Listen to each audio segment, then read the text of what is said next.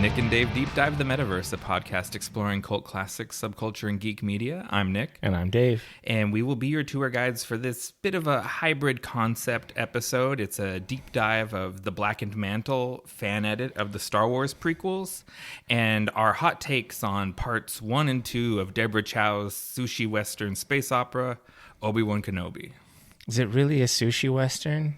It's got the samurai and the Western tropes mashed together. I guess so. Well, welcome back to the podcast. Thank you. Yeah, COVID finally found me. The pandemic didn't go over our house. Yeah, the plandemic. No, it's a hoax. Right. Thanks, Joe Biden. Yeah. So yeah, it's good to have you back. Although I will say to all you divers out there that downloaded and listened to our One Piece episode, thank you. It's doing just as well as the rest of our episodes. There was no dip. Yeah. So that's great. I listened to it. It was actually the first episode I've listened to in a long time. So it was informative. I'm very curious about things like One Piece, things that... Like devil fruits and stuff? Yeah, because like the fandoms, are out there and they're very visible, but I don't want to do the legwork of learning all the stuff about it, and reading Wikipedia is boring, so having a subject matter enthusiast like Carrie sit down and talk about it was pretty cool. Yeah, and there's just too many fandoms out there. You can't know about them all. Yeah, but I like to know a little bit. I'm a dabbler, right? Yeah, so I like to know a little bit about everything so I can be conversational. Sounds good. So we've been talking about doing Star Wars prequels or Blackened Mantle or something for a long time. Yeah. Kenobi really gave us a good reason because that happens immediately after the prequels. Well, 10 years after. Well, before A New Hope. Right. And yeah, ever since we did our deep dive of the Hobbit fan edit, which really gave us a way to love those movies, which is what we want as fans. We've been kind of hoping that the Blackened Mantle could do that for the Star Wars prequels. Yeah, and I just want to go on record to say that I really did not like the prequel movies at all. I mean, I think that the third one might have been the most enjoyable just because it had one of the best lightsaber fights out there, the Anakin and Obi-Wan fight. And it's just... The first movie, I couldn't stand all of the child Anakin plot lines and the pod race, and then the whole deal with the all the Naboo stuff that happened with the bigger fish scene and all of the Jar Jar stuff and all of the droid wars with the fish guys and whatever. It's just like forgettable nonsense. Yeah, Phantom Menace is a tough sit for me. All the way up until where this fan edit starts, which is the duel with Darth Maul. All the way up until that scene, that's a tough sit. Attack of the Clones, I like about half of it. Yeah. And maybe 2/3 of Revenge of the Sith. But there's stuff that I would chop out of all three of those. Yeah, movies. they get successively better. It's weird. I've probably never put more time into trying to like movies that I don't like than these three movies. Yeah, I mean, I remember when they came out because we were young, and the special edition versions with the digital enhancements of the original trilogy had come out, and saw those in the theater, and everyone liked them. There were the critics of the new things that got added in and whatnot, but whatever. There's always... I'm a purist about the original trilogy too. Yeah, I mean, I don't think they were improved on, but it was nice to see them in a theater. Yes, that's true. And then these came out, and everybody just had this giant like Star Wars boner, and they were just ready to go. And then Phantom Menace, you're like, oh, Darth Maul, he's got a double-ended lightsaber, he's so badass. And then the movie just spends all this time with this little boy who's a bad actor, and it's just like terrible about a pod race, and you have no investment, and it's just like, we want to see Jedis. Also, I want to go on record, and this came directly from Carrie, but I fully endorse this idea. Fuck Tatooine. Can we get like a better place? And that goes for Kenobi too. I'm just tired of that tired ass desert planet. It is. I have that. It's fucked out, dude. I'm just tired of it. I have it in my notes for Kenobi that Tatooine is like, it's in the Outer Rim. It is a total backwater. It's the least obscure, totally obscure place ever. Yeah, I mean, it's just because it's a hub for crime because the Hutts have a big presence there, and so give us a Spice runs a thing on Hutta, yeah, or whatever. Yeah, it's true. There's only just the one Hutt that's out there. It's not like the whole family is there. But we're already getting into the weeds of Star Wars lore and stuff. That's what this episode is. This is the Star Wars episode. Yeah, let's try to keep it under 6 hours. I think we can accomplish that. We can make that happen. So, I guess this is our nod to the prequels and the beginning of Kenobi. Do you know how many episodes Kenobi is supposed to be? Kenobi, I believe, is 6 episodes long. And is it a one and done, or are they going to do another season? I would say that it was only announced as a single season, but it seems like as of yesterday, Ewan McGregor is fishing on Twitter for a second season. Okay, because he said, he was thankful for the good response to episodes 1 and 2, and he knows people are going to enjoy the rest of the 6, and then hopefully 7, 8, and 9, implying he'd like to do more of this. So, yeah, I mean, I think he's great. I'm a big fan of his. Definitely. He's my Obi-Wan Kenobi. Yeah, no disrespect to Alec Guinness, but Ewan definitely has a lot more time in the role. Yeah. All right, so let's roll for initiative and get into this. All right. 18, yeah. Ooh, 5. You go first. All right, so this month's a little thin on news, but I got a few media things. Okay. Willow returns for a TV series. Of course, I had to mention that because I love Willow. I'm a big Val Kilmer fan. He doesn't seem like he'll be in this, but we do get Warwick Davis. Yeah, there was some discussion of Mad Mardigan being part of it somehow, but his daughter is one of the group. And I think he is going to appear in the series at some point. Like digitally? Or are they going to get Val in there even though he can't talk? Yeah. Okay. And I guess he makes an appearance in the new Top Gun movie too. So okay. Just give him a nod. Yeah, basically he shows up. Because Iceman's the best part of Top Gun. Yeah, I've never seen Top Gun. What? I know. It's so good, like for a cheesy, campy, like pro-war, pro-America. A jiganistic nationalist. Yeah. If you're into all that. Yeah. And especially because the new one is out, I've been like... And that got really good reviews. It has better reviews than the original. Yeah.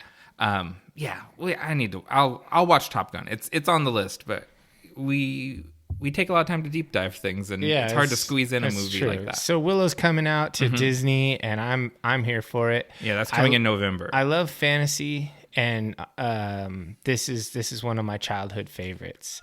So that's all I got for that. Okay. Yours kind of butts up nicely with mine because I went all Star Wars for this episode's news because Star Wars Celebration has been going on this weekend. If you say the Bad Batch season 2, I'm gonna sink your battleship because if season 1 was terrible. No, it wasn't. You didn't even watch it. It was bad. I watched half of it and stopped because I don't believe in the sunk cost fallacy. If it sucks, you stop. Okay, whatever. Anyways, I'll just kind of break this up by the days and we'll go back and forth. So. Day 1 of Star Wars Celebration was Thursday, and that's when they dropped a lot of cool stuff for us. They dropped the trailer for Andor, which is coming August 31st. I'll watch that. Willow, like you said, which is coming in November. Definitely Star Wars content. Why? Because it's Lucas. Because it's Disney, it's Lucas. Okay. Because another thing is they gave us the first image of Indiana Jones 5.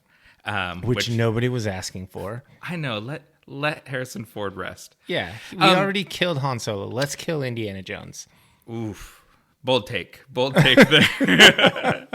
Harrison Ford, he took the stage. John Williams was up there conducting, and they played the Indiana Jones theme, and it was like... Was he in costume? No, but he got emotional, and it was moving, I thought. Okay. I really didn't like the Crystal Skull, so I'm not super stoked for whatever Indy has next. Honestly, the first 2 are good, and it's been garbage since then. You don't like Last Crusade? Nah, it was mediocre. It was just didn't live up to the hype of the first two. You chose unwisely. Pale Shadow. Last Crusade. I mean, those three. Okay, the third one was all right, but I mean, for sure, number 4 not good. Was pretty terrible. I really did not like that movie. But that's not. We're here to celebrate. Okay, we're enthusiasts. We're enthusiasts. 1, 2, 3, and we're great. And the final thing I have for day 1 of Star Wars Celebration was they announced a show called Skeleton Crew, starring Jude Law, and it's being developed by John Watts. Okay. No one really knew this was coming. And, John Watts is a great director and Jude Law is a great actor. So Disney Plus is just... what would have been it's getting us all this Star Wars content. You could have changed one letter and it would have been 1,000 times better. Yeah. Skeletor Crew with Jude Law. With Jude Law as Skeletor? Yeah. And it's got him and his dudes, and they're like, it's from their perspective. They're always getting shit on by He-Man. I mean, that would be good.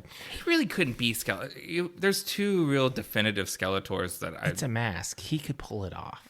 Yeah, but both of the other Skeletors are alive. Okay. Who could Jude Law be though? Hordak? Could you see that? I could see that. I could see him. I don't know. He could be Beastman. That would be unorthodox, but it'd be a mocap thing like Hulk. Oh yeah, for sure. Okay, what do you got next? So this is coming out in just a couple days after this episode launches, whatever. The Boys season 3 is coming out June 3rd, and I'm pretty excited for that. The first 2 seasons were really good. Yeah. I really enjoyed season 2. I mean, season 1 was great just because you're getting introduced to it and stuff. But usually you'll see a little slump in like a season 2. They'll lose their mojo. But no, I thought it was amazing. Like, I really enjoyed it. Season 3 is going to be great. They've been doing a lot of hype and stuff, but I've liked all their teasers and everything. Yeah, it's going to be great. I think that they're really onto something with this series, so I'm into it. It's painfully, the satire is painfully close to reality. When they have a lot of stuff online, like their VOT News, Fox News parody, and it's just like, it's so close to how, like a pig like Tucker Carlson would handle this stuff. Oh, yeah. And so it's just like, oh, God. Yeah, the Boys completely won me over. I was a tough sell on that series, but it's really smart. It's not just for shock value. I think it's really good commentary. And I'm with you on that. The Boys is one of the best superhero. It's probably the best superhero content. I mean, it's hard to know whether I like Homelander better or John Cena. As Peacemaker? As Peacemaker. I can't tell which one I like better. Probably Peacemaker, just ever so slightly. But to me, Peacemaker and The Boys are the best superhero content that's You like people's heads to blow up and stuff and like I just like superheroes that are like real people. Yeah. I can see that. I guess that's why in the Marvel universe I like Winter Soldier the best. He's more down to earth. Yeah, he's relatable. like a real dude. Yeah, that makes sense. Okay. All right, what's next? So Friday, they announced Young Jedi Adventures. It's an animated series set during the High Republic. Oh, I can't wait. Yeah, I mean, like, you won't watch that.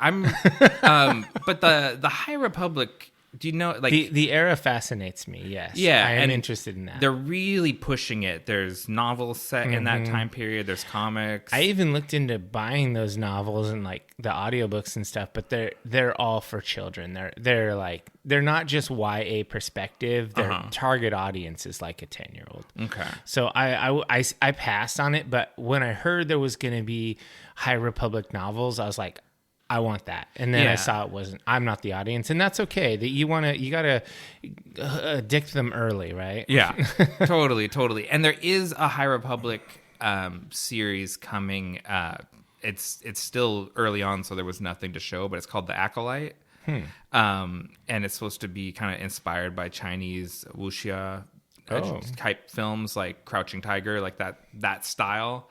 So I'm all for like Jedis running across treetops and stuff I like want that. more original new characters. Tired of recasts, tired of retreads, tired of Tatooine. Yeah. And so the other big thing on Friday was they surprise dropped a trailer for Jedi Survivor, the sequel to the 2019 game Fallen Order. Okay. Which has been very popular. I haven't played it. It I looks haven't really either, cool yeah. though. I love the Force Unleashed games, and it looks similar to that. So I will get around to playing it, but a different game has been taking up all my time. So yeah. So what do you got next? This one's off the wall, and it's just kind of a funny note. Okay. Mountain Dew is introducing a new flavor this summer. Pickle flavored Mountain Dew. Oh, There's hot on the tails of Flamin' Hot Mountain Dew. Yeah, they say it's an homage to the backyard barbecue and people that like to go outdoors and whatnot. I don't know why. I guess you can't make a barbecue sauce flavored Mountain Dew, but I mean, this sounds pretty terrible to me. But I will probably buy a can or a bottle for science. But pickle Mountain Dew, like that sounds crazy to me. It sounds very Canadian. Yeah, you know, like they love their pickled chips. Yeah. I just thought that was funny. I saw it roll across the news, and I was like, man, that's nerdy. I mean, nerds love Mountain Dew, and that's oof. I don't know about that. Yeah, the Flamin' Hot already kind of lost me on the weird Mountain Dew flavors. I don't like Flamin' Hot drinks. It's a tough sell. Like I like Flamin' Hot Cheetos, but I've never thought if someone could liquefy this, I would and like caffeinate it, I would drink that. Oh yeah. It just sounds ungodly. But Mountain Dew, they're just coming with the wild flavors. That's what they're doing these days. I'm up for it. Okay, so Saturday, this is another big day. The Mandalorian panel was people in attendance, not us on the internet. They got the first look at season 3 of The Mandalorian and a teaser of Ahsoka. But none of this stuff is even. I've not even seen. Not even cell phone video. Not even cell phone video. They're tight on this stuff. And they announced Natasha Liu Bordizzo is playing Sabine Wren on Ahsoka. She's a character from Rebels. Yeah. I've been waiting for this character to show up on Mandalorian, so I'm glad she's somewhere. Yeah. And she's sort of like one of the unaccounted for Mandalorians that are out there. I'm just like, there's a show called The Mandalorian. Why haven't you shown her yet? Yeah, I'm excited for the next season of Mandalorian. I think Boba Fett, the Din Djarin material was amazing, even though the Boba Fett stuff was just okay. So or bad. I mean, yeah. I mean, I'm looking forward to it. I have a lot more interest in Mando because he's a new character, not a retread or whatnot. It's just a fresh story, and I'm interested in like the recapturing of the Mandalore and all this stuff. It just seems fun. Yeah, and I'm interested. I'd like to see more of the characters we've seen in the animated series, them coming over, because really, for a lot of times, and I know like you haven't watched those shows, and that's fine. A lot of people haven't watched them. I just know some of the characters from video games. Yeah, that make their appearance in all the cell phone games. It's weird how we all the different avenues for Star Wars. Anyways, I'm just excited for these characters, and I love The Mandalorian, and I'm actually like getting swept up in this Star Wars hype at the moment. And I watched the panels and everything, so I'm super stoked for season 3. And then the final thing from Friday was they announced an animated anthology series called Tales of the Jedi, and this will get your interest. One of the characters is young Count Dooku. Oh, that is interesting. Yeah, and so I'm stoked for this. Count Dooku, and it's an animated series, like it's like an anthology, so shorts on different characters in parts of their stories that haven't been explored in anything. Yeah, that sounds pretty cool. I mean, obviously Dooku's my favorite. And we've never seen Dooku as a Jedi, like before he turns. Yeah, and so I always like that, like getting to look back at the people that fell to the dark side and kind of getting that backstory, like how did they get disillusioned? Because the Jedi Order is garbage. Yeah, the Jedi Order sucks. They're ladder pulling old boy club, and their rigidity just makes them just totally kind of blind to their weaknesses and everything that was going on around them. And they like in the prequel trilogy, like they're just complete unwillingness to work with Anakin. Like, bro needed counseling. Why didn't you just like talk to him and like work it out and try to find solutions? Instead, you just shut him down all the time and tell him to get in line. Yeah, and they basically drive him to the dark side. They push him out. All right, what do you got next? I got nothing. So nothing. Okay. Do you have anything else? The final one was Sunday, and the big news on Sunday was the trailer for season 2 of The Bad Batch. Oh, okay. Which you already Which I don't give a shit about. It's a kid's show. It is a kid's show. Yeah, that's why I didn't like it. Because it's definitely a kid's show. And I'm not so callous and crass as to say that everything must be for me. I'm totally okay with them making kids content that isn't for a guy in his 40s. That's okay.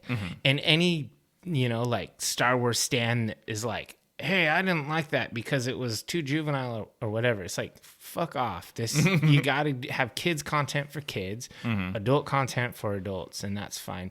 That's one of my major complaints about the so-called adult content is that it's too kid-friendly.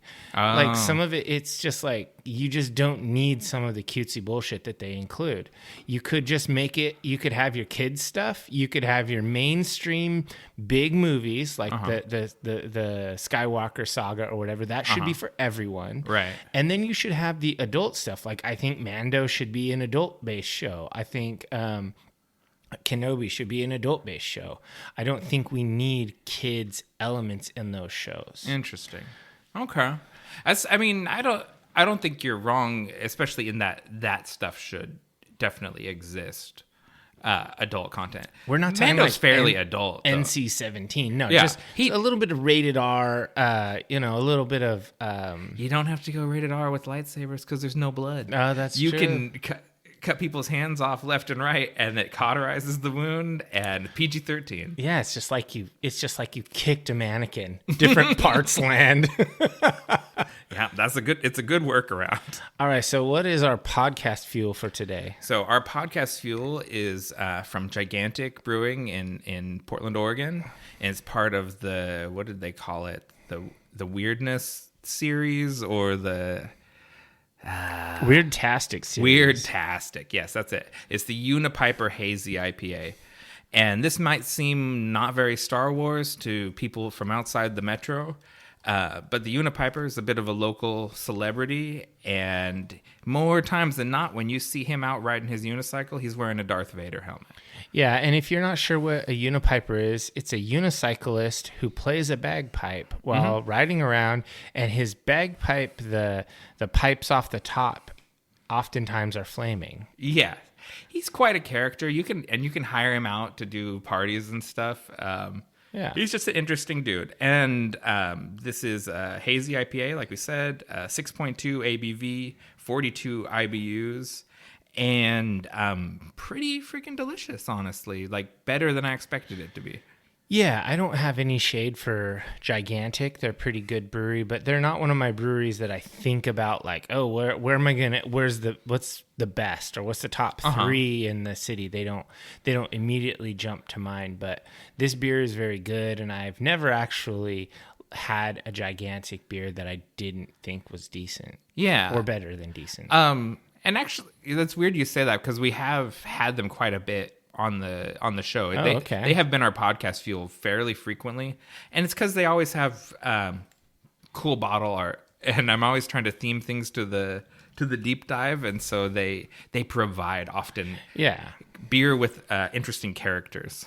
Yeah, I think Portland and their whole let's be weird for the sake of weird is a little over the top sometimes. I'm not into it, but then again, I don't live there, so it's okay. Yeah, you live out here in the gorge, or you look down your nose. It's something I quote from a Conan book where they said Conan has the reverse snobbery of the countryman. and you suffer from that too. Well, I mean, I look out my back window and I see baby deer frolicking and birds, and I smell the smell of the rain in the forest, and I'm like, this is great. And then I drive downtown and I'm like, the fuck? How do people live here? Fair enough. I mean, you do see deer frolicking occasionally. The deer look rougher, though. like they have a meth habit. Yeah, those freeway deer are hard. They've watched most of their brothers and sisters splatted by cars, and crazy. So let's take a little break, and then we'll come back and dive into the Blackened Mantle fan edit, and then episodes 1 and 2 of Kenobi.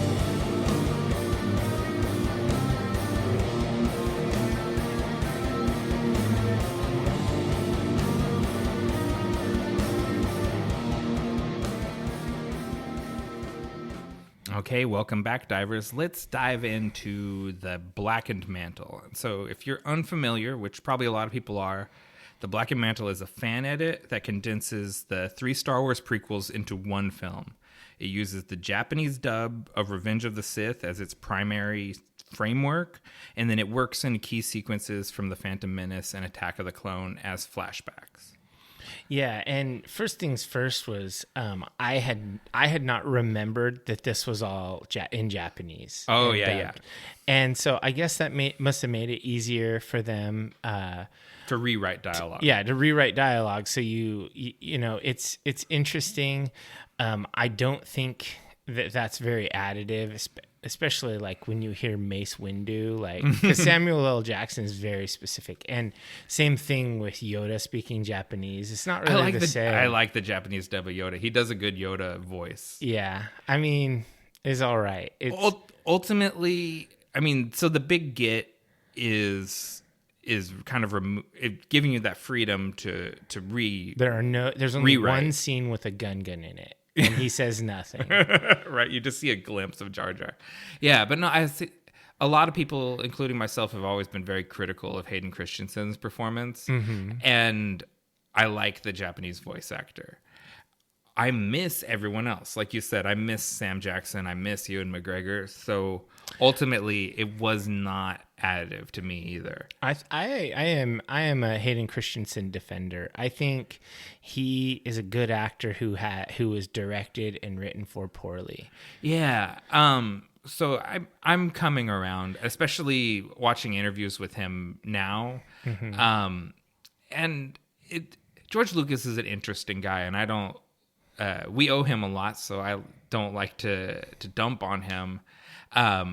But he really indulged, I think, a lot of bad impulses in the prequels as far as for his weird melodramatic dialogue. I don't think that's his strong point, is writing dialogue.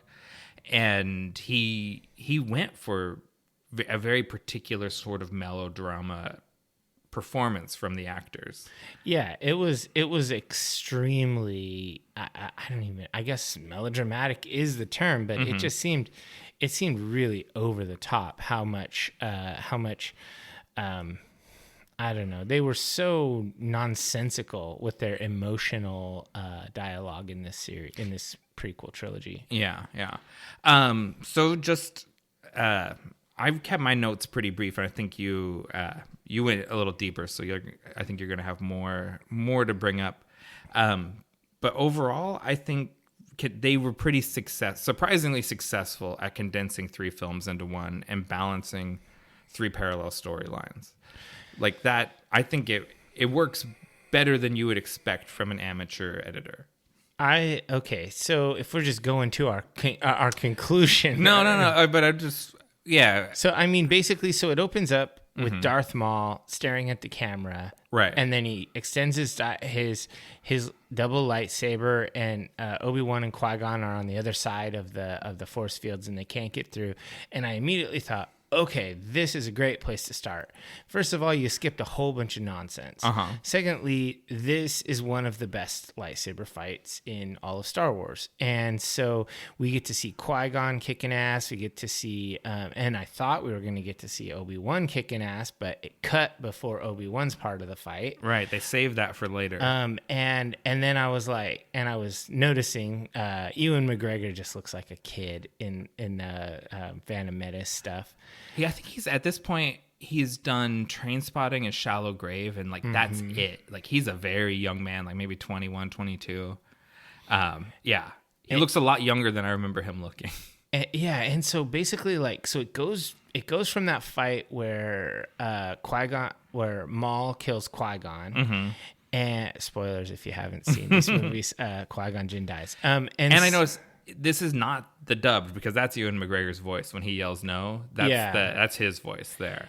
And then it cuts straight to Obi-Wan talking to Yoda, and I'm like, fuck, man, like this is weird because I know Obi-Wan fights Darth Maul, but we skip it and we go to him talking to Yoda. And then we go to, Yoda telling him to take Skywalker as an apprentice. And we're like, okay, so we skipped all of the Anakin stuff. You skipped all of it to the point where, boom, this boy is going to be your apprentice.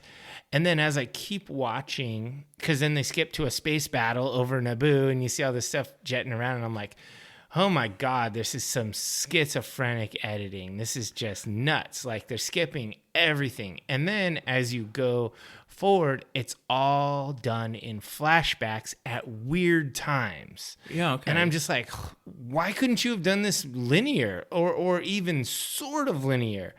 It's so disjointed because like I'm expecting, if you've seen these movies before, first of all, if you've never seen the trilogy, you cannot watch the Blackened Mantle. Okay. It will make no sense. You think that? Okay. But if you have seen them, you're expecting something to happen and you're like, oh, it doesn't happen. And then later on, way later on, it happens. It flashes back to it. And you're like, oh, okay. So we're going to get Anakin's backstory in disjointed pieces as we advance through the, I guess, current day Padawan Anakin stuff. Yeah. And we don't actually finish Anakin's backstory until near the end of the movie. Right. So we keep having to see this child actor pop up, who I just think is one of the worst child actors of all time. Hey, that kid's having a tough time. Like I think he's in jail right now. I mean, no hate on him as a person, but as far as his whatever 6-year-old or 8-year-old self, oof. No thanks. Get off the screen. I really thought, especially the way the thing started out, where we got kind of bits of the end of Phantom Menace, I thought we were going to not see any child Anakin. Yeah, I was hoping we were going to skip almost all of Phantom Menace. And I also got the impression, the way we skipped over Anakin, that this was going to be an Obi-Wan focused edit, which is really what I wanted. That's what I came to this, because we're watching this because of Obi-Wan coming out. Yeah. And that is what I wanted, was sort of the Obi-Wan cut. See, I wanted a Darth Vader cut. I wanted a more Anakin, but the thing is you can kick almost all of the childhood stuff out and still get a pretty decent story out of it. Yeah.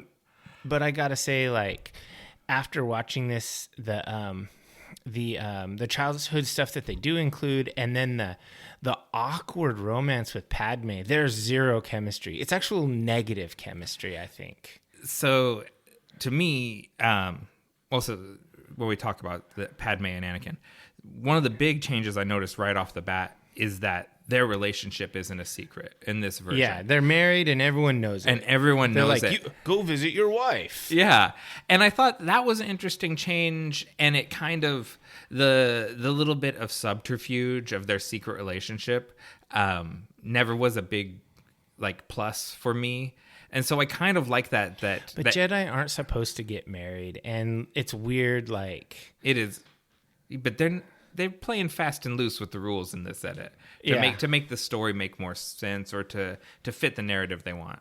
But I have to say the Padme Anakin stuff, their whole romance is to me it's the low point of those prequels. Mm-hmm. And it's at the same time that in the theatrical version of Attack of the Clones, it's the same time that Obi-Wan is tracking Jango Fett and being led to Kamino. And and we skip pretty much all of that. We don't get any of it. We get no Jango. We get one scene with Jango where he shoots at Obi-Wan, and that's the whole thing. And that's my favorite part of that movie, and none of it is there. They got rid of my favorite part and kept my least favorite part. They dwelled on the romance. Like, they didn't cut a single moment. So I started out real high at the beginning, like it's almost like, oh, this is like a best of reel. And they're just showing me my favorite parts. Mm-hmm. And then when Anakin, we get to the whole Anakin carrying Padme's bags and him riding the weird anteaters around and falling off and all of that stuff that I really despise. Mm-hmm. And just like with the original version of the prequels, they lose me. And I start like getting down on the movie while I'm watching it. And it's hard to come back from that. It really is. Like so not far into it, it's like after Anakin is taken as an apprentice to Obi-Wan, and then they skip to a space battle, and they go into the battle over Coruscant. Yeah, they play the whole space battle. Like they don't cut any of it. And I was like, so they cut like huge character development and all of these really cool scenes, and then they didn't even cut a moment of this space battle. They included every little bit with the little droids and all this stuff, and I'm just like, wow, it's weird how selective they were with this. How they kept meaningless things in, and they dropped meaningful things, like the whole Jango Fett arc got dropped. And so I was starting to lose it a little bit. And then I kind of got back onto it when they go right to General Grievous shortly thereafter. I'm like, okay, so they're skipping all the way to this. Gotcha. And I think that stuff's all strong. Grievous is strong. The stuff with Dooku is really strong. Oh yeah, and I really liked it when, like, the Palpatine meets up with Dooku and they're talking, and you get like a really cool, you get a cool fight scene with Dooku and Christopher Lee. Even as an old man, he's just a hell of a swordsman. It's so good. I'm really impressed with Dooku's ability to not snitch. Like his no snitch policy is strong because it costs him his head there, because he really should have ratted on Palpatine to Anakin right there when Palpatine's like, oh, I cut off his head, and Dooku just sort of like looks like, oh, it's like that. Yeah. And it's like, you're say, oh, he's a Darth Sith Lord. Like, just to plant a little bit of doubt. But Dooku, he keeps his lips shut and loses his head for it. Yeah, I mean, rip Dooku, he's the best of us. And Palpatine, garbage. But what's his Ian McDermott, I think is the actor's name. He does a good job at being a snake. He's just like such a good scenery chewing villain. It's like, I mean, we talk politics too much probably on this non-political podcast, but he's like a Mitch McConnell, right? Where it's like the guy just sort of oozes villainy and yet somehow is like a powerful member of the Senate. And you're just like, why do people, he got elected to this position and he just villain-splains constantly and acts like a villain, and everyone just like, oh, he's a respected senator. And it's like, but look at the guy. He just sees evil. But that's real life.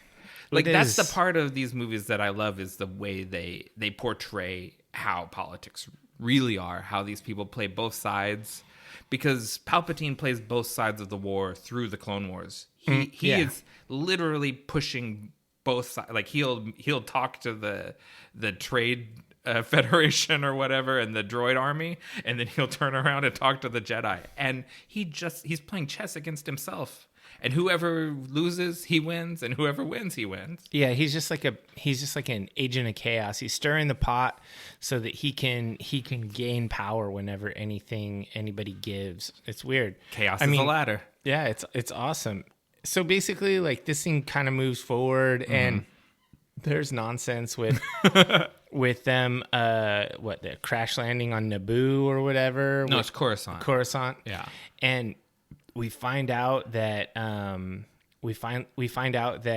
Padme is pregnant. Yeah, and but Anakin's been away on like campaign all this time, and I'm just thinking to myself, I bet that's Palpatine's kid. That would have been hilarious. You know, luckily, unlike the new sequels, this movie spares us the idea of Palpatine boning and having a kid. Well, yeah. I mean, but it's canon, right? Palpatine fucks, yeah. Unfortunately. We're stuck with that. And so, yeah, then you get more flashbacks with Qui-Gon and Anakin and Darth Maul. And then I was thinking at this point, okay, we're back to Phantom Menace. They didn't skip all of movie 1 like I wanted. Yeah, but I feel like they're picking good bits.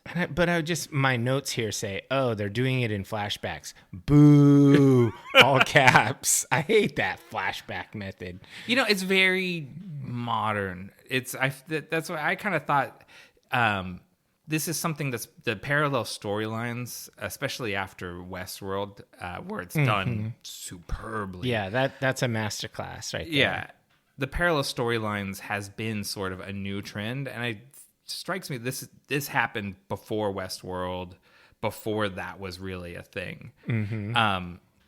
Yeah, it's an amateur version of it, but it works better than it should to me. Obviously, I think you're taking a different view of it. I'm being more charitable. Yeah, it felt super disjointed, and so it just, I don't know, like, and I really don't care about Anakin's backstory much, just because there's not much to say. Yeah, you know. So, while you bring that up, there was a change that I liked there, and that is that Qui-Gon got Anakin's mother released from slavery as well, not just Anakin. Yeah, because that's always struck it kind of, I think everyone is odd in Phantom Menace, that he basically buys Anakin's freedom and then leaves his mom there in bondage and is like, well, I'm taking your boy. Aren't you happy for him? And it's always like, boy, the Jedi just don't give a fuck about people at all. Yeah, the Jedi are pretty shitty. Well, I mean, they just want balance and order, and they don't want to rock the apple cart. That's why Vader brings balance to the Force. He's the chosen one. Yeah. So what's next in your timeline there? Basically, we get this whole ongoing thing with Anakin and his nightmares, and he keeps talking. He talks to Yoda, and he talks to all these other people, and it's sort of the reason why he wants to turn to the dark side, because he sees Padme dying, and he wants to be able to save her, and so this plot device of the nightmares, it seems pretty ham-fisted. It's not very interesting, and so we basically according to the comics, this is now canon. Palpatine is Anakin's father. That is the comic books made that a thing. Like, he did it with the Force. Like, that is that is a thing. And so I was just kind of like, okay, so as Palpatine knows this is his boy, he's manipulating him, and it's, I don't know why they did that in the comics, but it's recent comics. It's not like ancient history. This is like more, this is modern post-Disney purchase. And they really made Palpatine like the baby messer-upper. Like, that's like his thing. He's all about this. He's all about knocking girls up. Yeah, like he's like, I've got the Force impregnate. Boom. I just excited your midichlorian. Yeah, and so I don't know. It's like at this point in the movie, in the cut, I'm almost lost. I'm like, man, if I was doing this just on my own, I'd turn this off. Okay. But I'm going to finish it because we're going to talk about it. Mm-hmm. We get some stuff with Mace Windu, and it hadn't occurred to me in my original watchings of the movies how much of a dick Mace Windu is to Anakin. He's really bad to Anakin. He's such a prick. Like, it kind of makes me happy that he gets wrecked. We didn't get any of the cool Mace Windu in this cut. That's true. Like I said, there's some of the choices the editor makes are baffling. Like some of them, you're like, okay, this is good. I get why you're doing this, and other ones are like, we're skipping over that. That part was awesome. Mm-hmm. Like, so much of the battle on Geonosis is cut. Like all of the cool stuff with like Padme out like fighting Harryhausen monsters and all of that stuff. Like it's all cut. Like at that point, it's almost like they're like, this is getting really long. We really need to get down to just the core bits. Yeah. And we lose so much of the few things that I like in those movies. But another change that jumps out is General Grievous is actually a rebuilt Darth Maul in this version. Yeah, I thought that was really weird. I kind of like it in a way because it's for one, it was like almost like prophesized how Darth Maul was going to end up getting resurrected as a cyborg later. Mm-hmm. But it makes, we never get a backstory for General Grievous. Like he's not a droid. He has organic parts inside. And he is a Borg, not a droid. Yeah, like why he's so fixated on Obi-Wan makes sense. And like, I think this is one of the things where it's a good storytelling choice. It actually makes things make more sense instead of make less sense. Yeah, so they get really weird jumping around on things, and we do this fight. You have the Grievous stuff, and then they're back on Coruscant, and the murder centipedes attack, and they chase down the assassin, and that scene is not cut at all. It's not even shortened. It's just weird how they really let certain scenes play out in their entirety and then just totally hack up other things. Like, don't get me wrong. I really like these crowded city scenes. I really like the Coruscant stuff.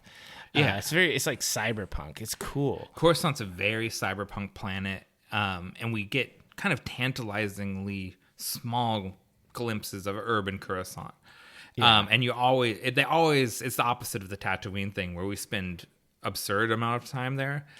We spend very little time in the lower levels of Coruscant, and they seem much more exciting than the places that we spend a lot of time. Yeah. So I always like when we go there, which is probably why they left that scene basically completely intact. Because it's cool. Well, and then as they're like trying to leave or whatever, then you get the Jango Fett attack, and you're like, huh.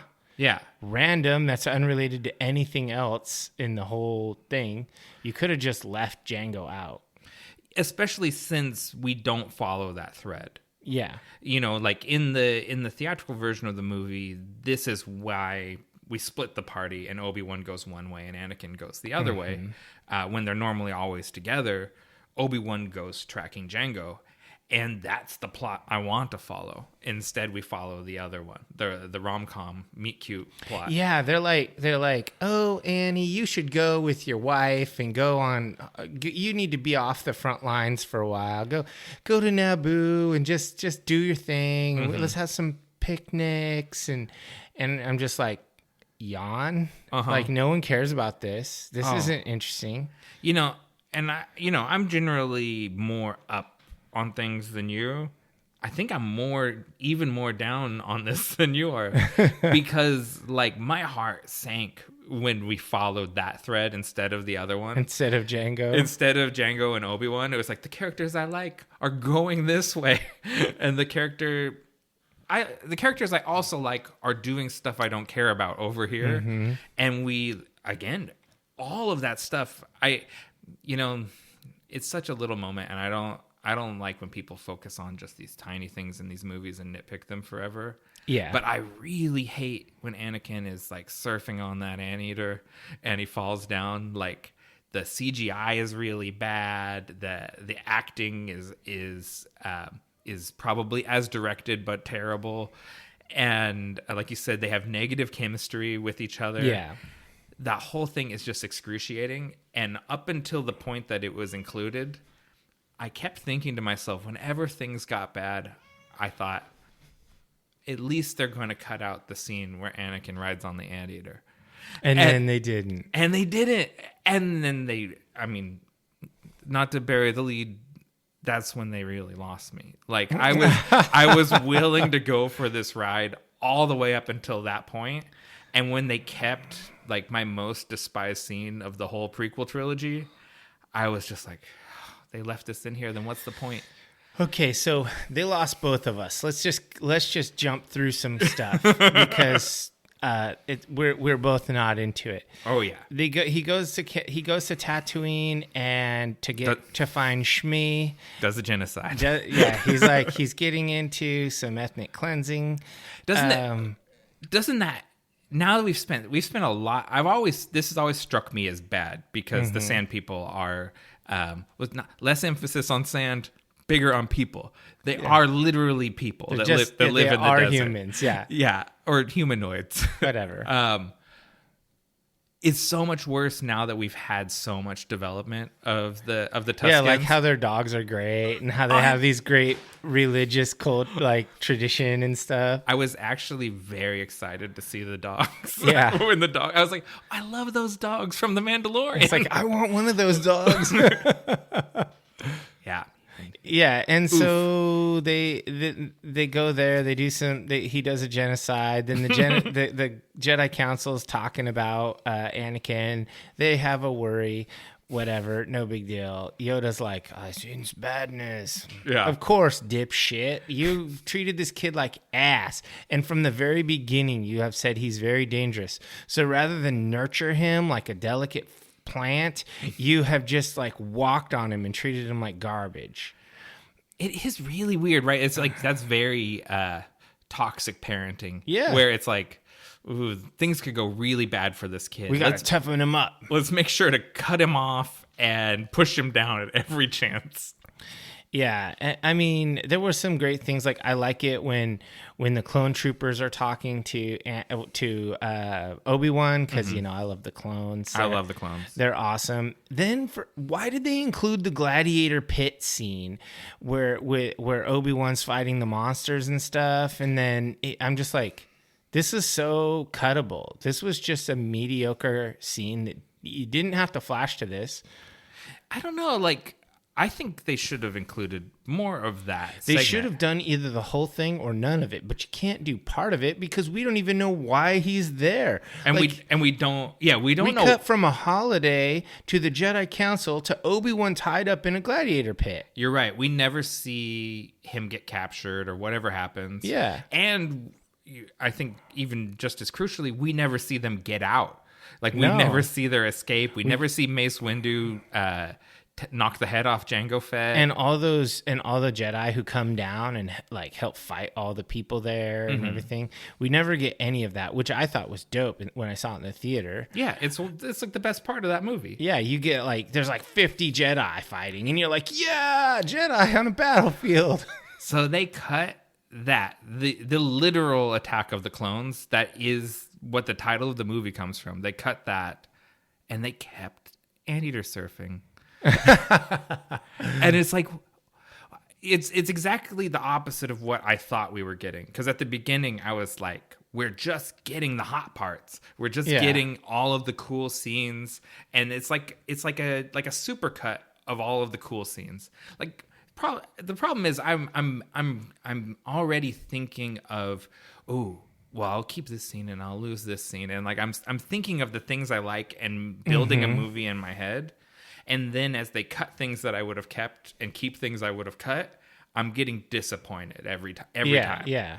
Because then it cuts to a conversation with Anakin and Mace Windu. Like, okay, so no, first it cuts to a battle and Anakin's there and Padme's there too, and she falls out of a vehicle, and you're like, oh, what's going to happen? Oh, we don't ever know, because it cuts right to Anakin having a conversation with Mace Windu, and he's like, Palpatine is a Sith, and Mace Windu's like, okay, I'll take care of him. We're like, all right. Yeah. And then we cut back to Anakin. It's a flashback this time. Anakin and Padme having some emo time. And I'm just like, fuck, this is so jumbly. There's no linear nature to this. I think here's what I imagine. I'm going to put myself in their head. They looked at all the scenes, like they laid them all out, probably linearly, like of the whole movie. And then they went, what is Anakin's story? Because that's obviously what the focus is. And so they pulled every scene that he's in. And then they're like, what do we need from the other plot lines in order to stitch these together? And so, like, anything that's not, like you say, Padme falls out, Anakin keeps on going. And so we follow later him. Pregnant wife. Yeah. So we follow him every time. And it's like, it leads to some very confusing storytelling. Yeah. You know, what the Hobbit edit had that doesn't exist here was they had the document, right? Of the movie. They had Tolkien's The Hobbit. And so they could look at all the scenes and go, which ones aren't in the book? Take them out. And then they go, what do we need to put in or keep in to stitch it together? Yeah, to make it so things make sense. So there's nothing like that, and it shows. Yeah. Like, there's no master, like, best version of this that they can follow.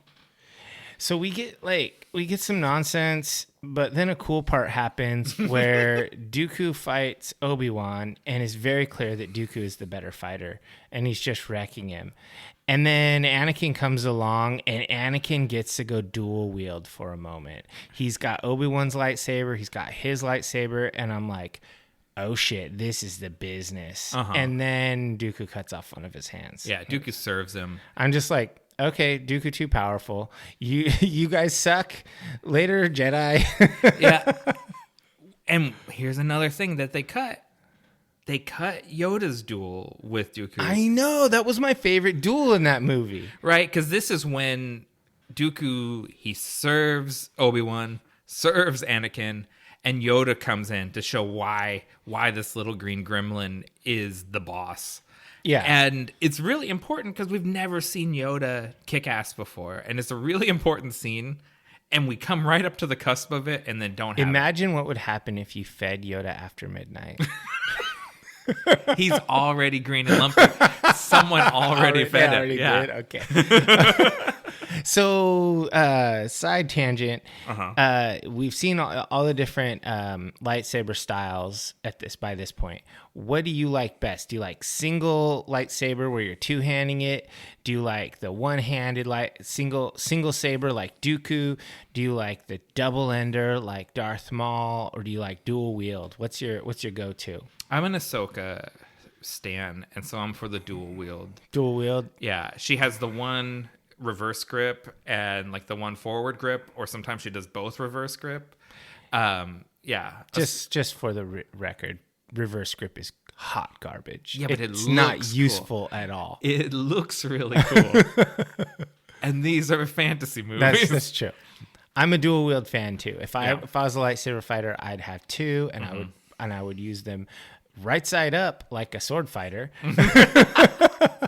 But yeah, I think two is better. Like, why would Maul go with the staff, which is inherently limited in that you can only attack with one at a time? Oh no, it comes can apart. separate, but he doesn't in this movie. Well, yeah, he should. But sometimes he does in other things. Okay, I mean other things that are not very popular or well known. Compared to the main... I don't think you get like 11 seasons of Clone Wars if it's not very popular. Oh, I mean, it's just... I'd argue that most people did not see that. Most Star Wars fans have not seen 11 seasons of Clone Wars. But it doesn't keep coming back without people watching it. It's got to get crazy numbers. The number of times it's been brought back. Maybe. But I still think that dual wield is the way. The staff lightsaber is lame.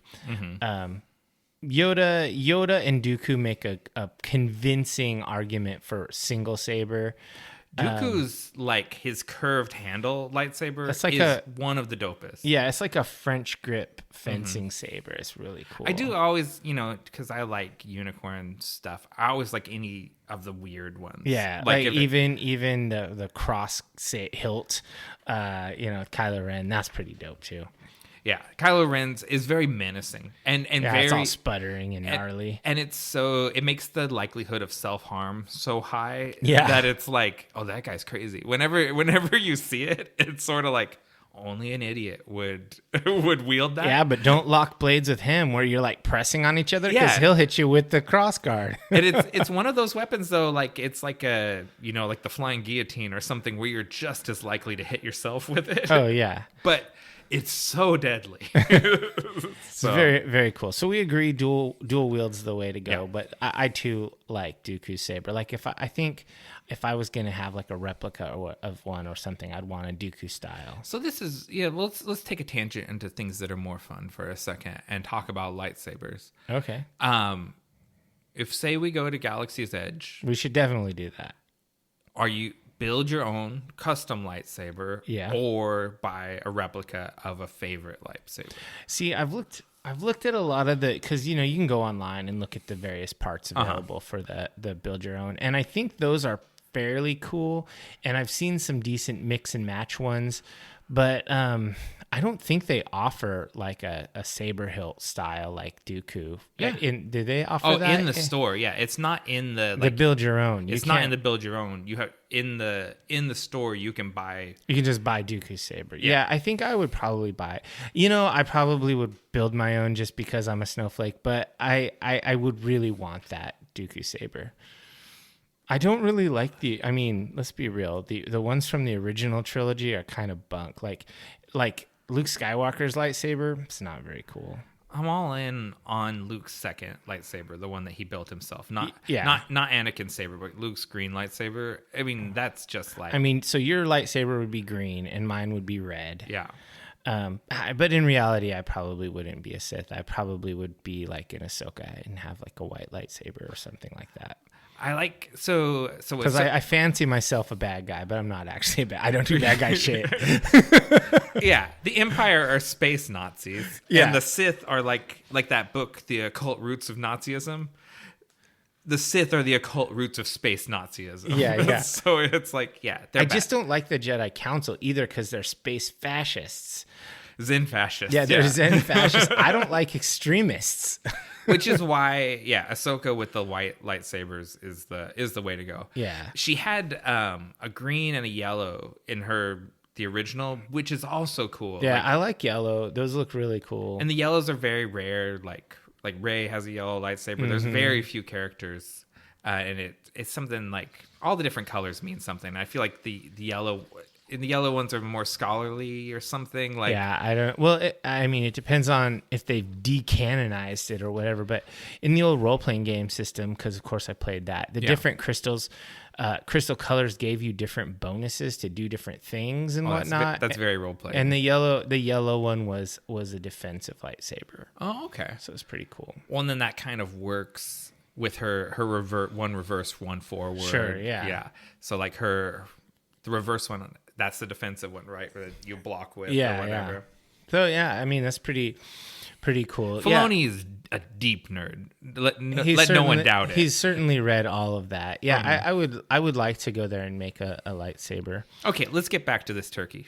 Okay, so Order 66 happens. They don't call it that. They call it, because it's Japanese dubbed, they're like, what do they call it? The extermination...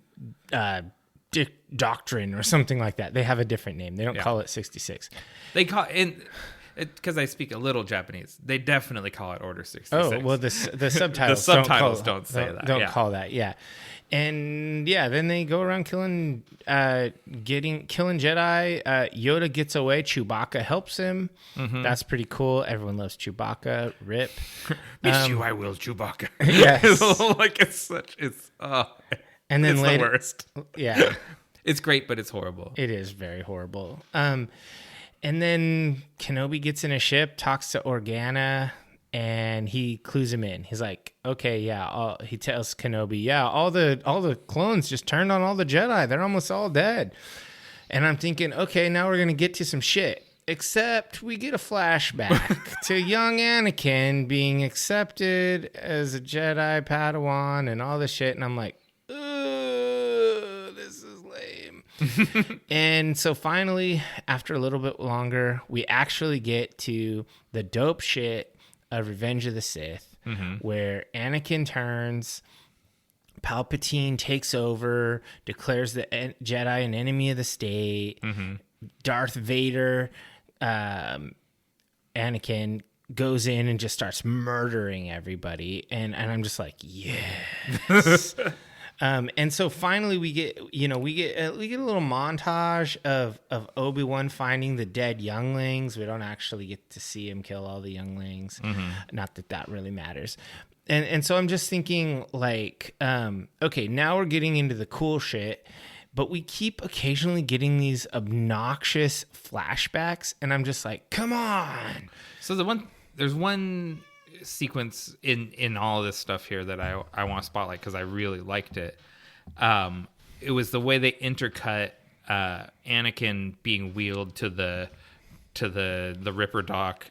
That's after the best fight sequence. Oh, you're right. It's because we haven't had Anakin have his arms and legs cut off yet. So basically we have Obi-Wan and Qui-Gon. Obi-Wan goes in and he's got Qui-Gon's saber, and you see him fighting with. He actually gets to fight Darth Maul. We get this late in the movie. We get the Obi-Wan killing Darth Maul fight, and I'm like, okay, finally a good lightsaber fight, and then we finally get Anakin force chokes Padme, and I'm like, whoa, I forgot about that. Yeah. I guess I'd excised that from my mind. And I think a crucial change here is what kills her. Yeah, because he murders her. In the theatrical version, she dies of a broken heart after the fact. Yeah. And it always, like, Padme, even though I don't love a lot of the sequences she's in, that's not anything on Natalie Portman. No, she's great. The way she portrays Padme, when she gets the chance to be the character, she's always so good. And not that, like, dying of her, it's tragic or whatever, but, like, I just don't see that in her character, that she would die of a broken heart. No, she's like someone that's going to, like, I'm going to get back up and keep fighting. She's not a die of a broken heart sort of character. No, and I think Natalie Portman is a really, really good actor. I think she does a great job. And I think actually she is one of the ones who's proof that a child actor can still be really good, like in Leon the Professional. Professional's good. And it's just like, like she's so good in that. And same thing with like Kirsten Dunst as Claudia. Yeah. Child acting can be excellent. It's just often not. Right. And so like she's really good, and this is a way better way for her to go out, is to have Anakin kill her. Yeah, because it makes the whole thing, like, he's been having these visions of her, literally of him choking her. That is the vision that he's having over and over again, and that he's so desperate to stop. And then in the moment, he's literally the only person that could not do it. And he does it. He fulfills his own negative prophecy. And it's one of those things where, like, this is actually good storytelling, where they've improved on the way the original story was told. Yeah, so he chokes out Padme, and then Obi-Wan's like, no. And he's like, I can't stop you from fighting me, Anakin. And Anakin's like, nope. And goes at him. And I gotta say, I think the Obi-Wan versus Anakin lightsaber fight is probably the best lightsaber fight in all 9 movies. I think it's the best one. Anakin, like, if you watch the actors, I think Hayden Christensen and Ewan McGregor, they must have rehearsed this for weeks. Yeah. They're so fast and they're so spot on. Like, the strikes are really snappy. Like, it's not cheesy stage combat. It's really good. Ewan McGregor is really good with a lightsaber. Here that's my controversial take for the for the thing, because I've seen like talk shows and stuff. Like he was on Graham Norton, and they give him a lightsaber to play with. Yeah, and he like kind of immediately like gets in form and starts like doing like lightsaber katas almost with it. Yeah, I mean they trained with Ray Parks, who's the guy that played Darth Maul, who's like a stage combat master. I have more of a mixed take on this scene because I think their performances are really strong. But there is a lot of CG nonsense. There is. That is going on around them. It has nothing to do with what they're doing. It reminds and everything to do with like just wanking all over. Look what I can do with computers. Yeah, it reminds me of the nonsense inside the Misty Mountains with the goblins and all of the hobbits and stuff. And I was like, come on, you don't need graphics and a weird falling scene in order to make this drama cool. It happens with certain filmmakers. They get really fixated on what you can do with the computer and the visuals that you can create, and they actually like put so much in that it takes away from the human performance. Yeah, because ultimately this should have been a scene where Obi-Wan, who is essentially Anakin's surrogate father, is forced to put down his boy who's gone rabid. And that should be some gut-wrenching stuff. And even in the end, after he, like Anakin leaps at him, does the flip, and Obi-Wan does the spin move and cuts off both his legs, he refuses to put him down. And I was just like, oh man, if I were him, like, I think the mercy is to give him a boot into the lava. Just push him off like a ship going into water. Just, okay, here's your Viking burial. But he can't bring himself to do it. I know, what a coward. Or even just a force push. Just boom, there you go. Yeah. And then we get kindly, gentle, loving Palpatine comes. And they take him away on the gurney. And like you said, they have the Padme funeral and the Vader reconstruction. And so they're both on these hovering like palanquins or whatever. Yeah. And it's very artistically done. Yeah. It's very good. This is probably the best cutting of the whole movie. Yeah, it's weird. Like, I mean, this happens a lot where they kind of knew what they wanted to do at the start and knew how they want to end things, and the middle's real mushy. Yeah. Because this is where you're starting to be like, now this is really... Because I went back last night and watched the end of Revenge of the Sith, because I was like, how was it cut together in the original? Yeah. And this is definitely unique to this version, that parallel that they make. Yeah, and it's really good. Yeah. Because it's the death of Anakin, really, and the birth of Vader. And the only bad thing about the end is they kept the Vader scream in.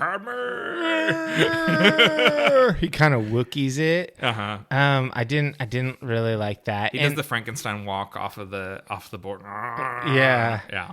And I do want to say, like, at the end, basically, Obi-Wan, he offers to take the boy off to his family on Tatooine, and Organa offers to adopt the girl. And I'm just thinking, okay, Obi-Wan, you're a fucking dick.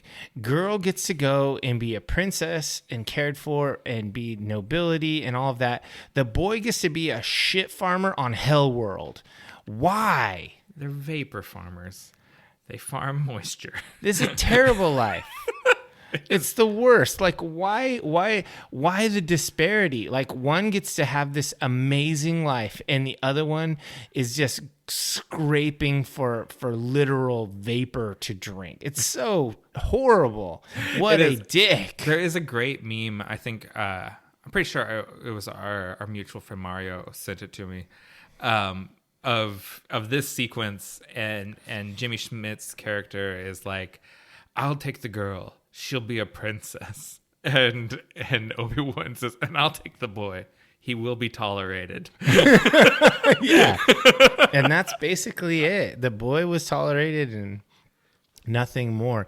He had a terrible life, and it sucked. That was the end of that story, tragically. And that's the end of the movie. And yeah, and then the boy was never heard from again. He died. He died of malnutrition. Yeah, and so I gotta say, not good. It didn't. No, it didn't deliver. It didn't deliver what I wanted it to. It didn't live up to the hype on the internet because there's like Reddit pages about how great this is, and they oversold it a bit. Sure. Me. Yeah. But you know, I think we've probably talked about this stuff as we went along. But I just have to ask, what worked for you?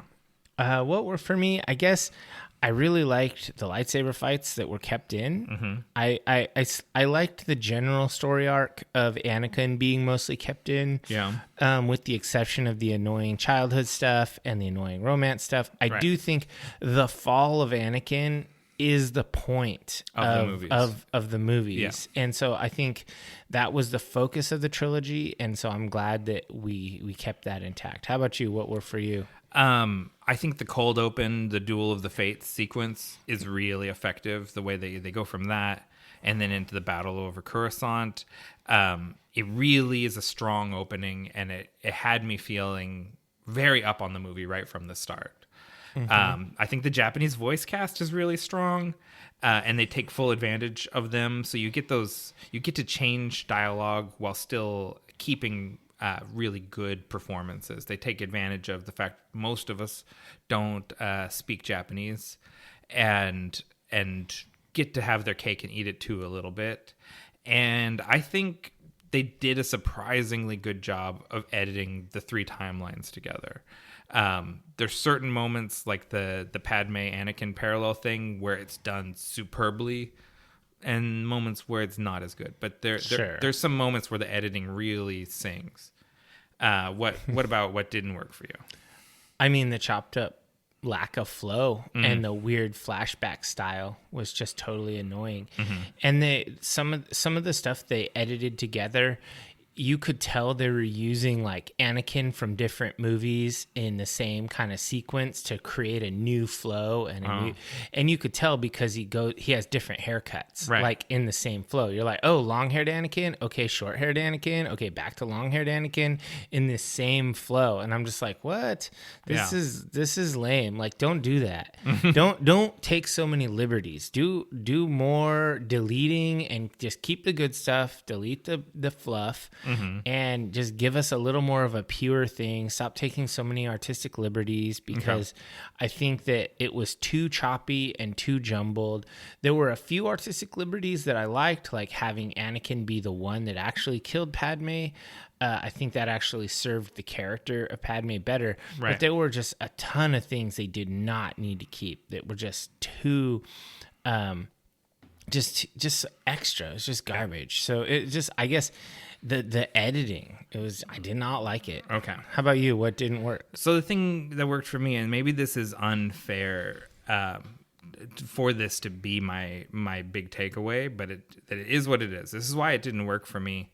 It just didn't do what I wanted it to. Like I had sort of probably already kind of come up with my list of keep and cuts, and it went against them so often that I really ended up finding it very frustrating. It wasn't like a really interesting recontextualization of this story that improved on it to me. I'd rather just watch the movies. Like for all the things I dislike about them, they're coherent.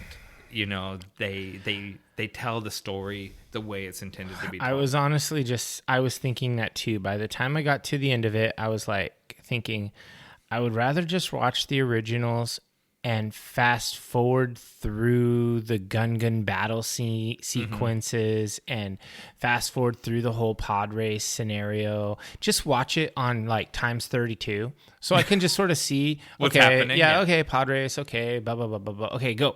And then go back to regular speed. You know, like I would rather watch it like that.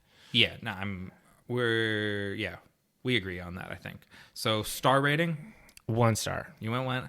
I'm gonna give it a 2. I think it has its moments, like those moments that I go, no, okay, no, this I like, and that gets it the 2nd star. It's not a recommend. I give the original trilogy as it sits 2-star rating. I give the Blackened Mantle cut 1 star. It's just too disjointed. You can't watch it if you haven't already seen the originals. I think that's a pretty fair assessment, I think. Well, why don't we'll take a quick break, and then we will get into Kenobi, which we're happier about. Yeah.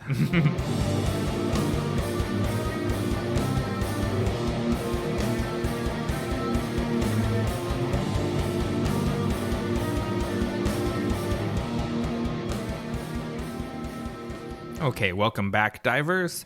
Let's dive into our hot take for Obi-Wan Kenobi Part 1 and Part 2.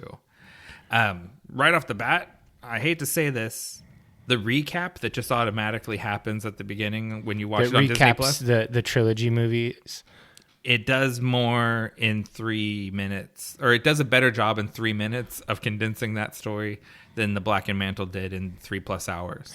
Yeah, so that's exactly what I put in my notes. I said, this intro is better than the Blackened Mantle, and it's better than the trilogies.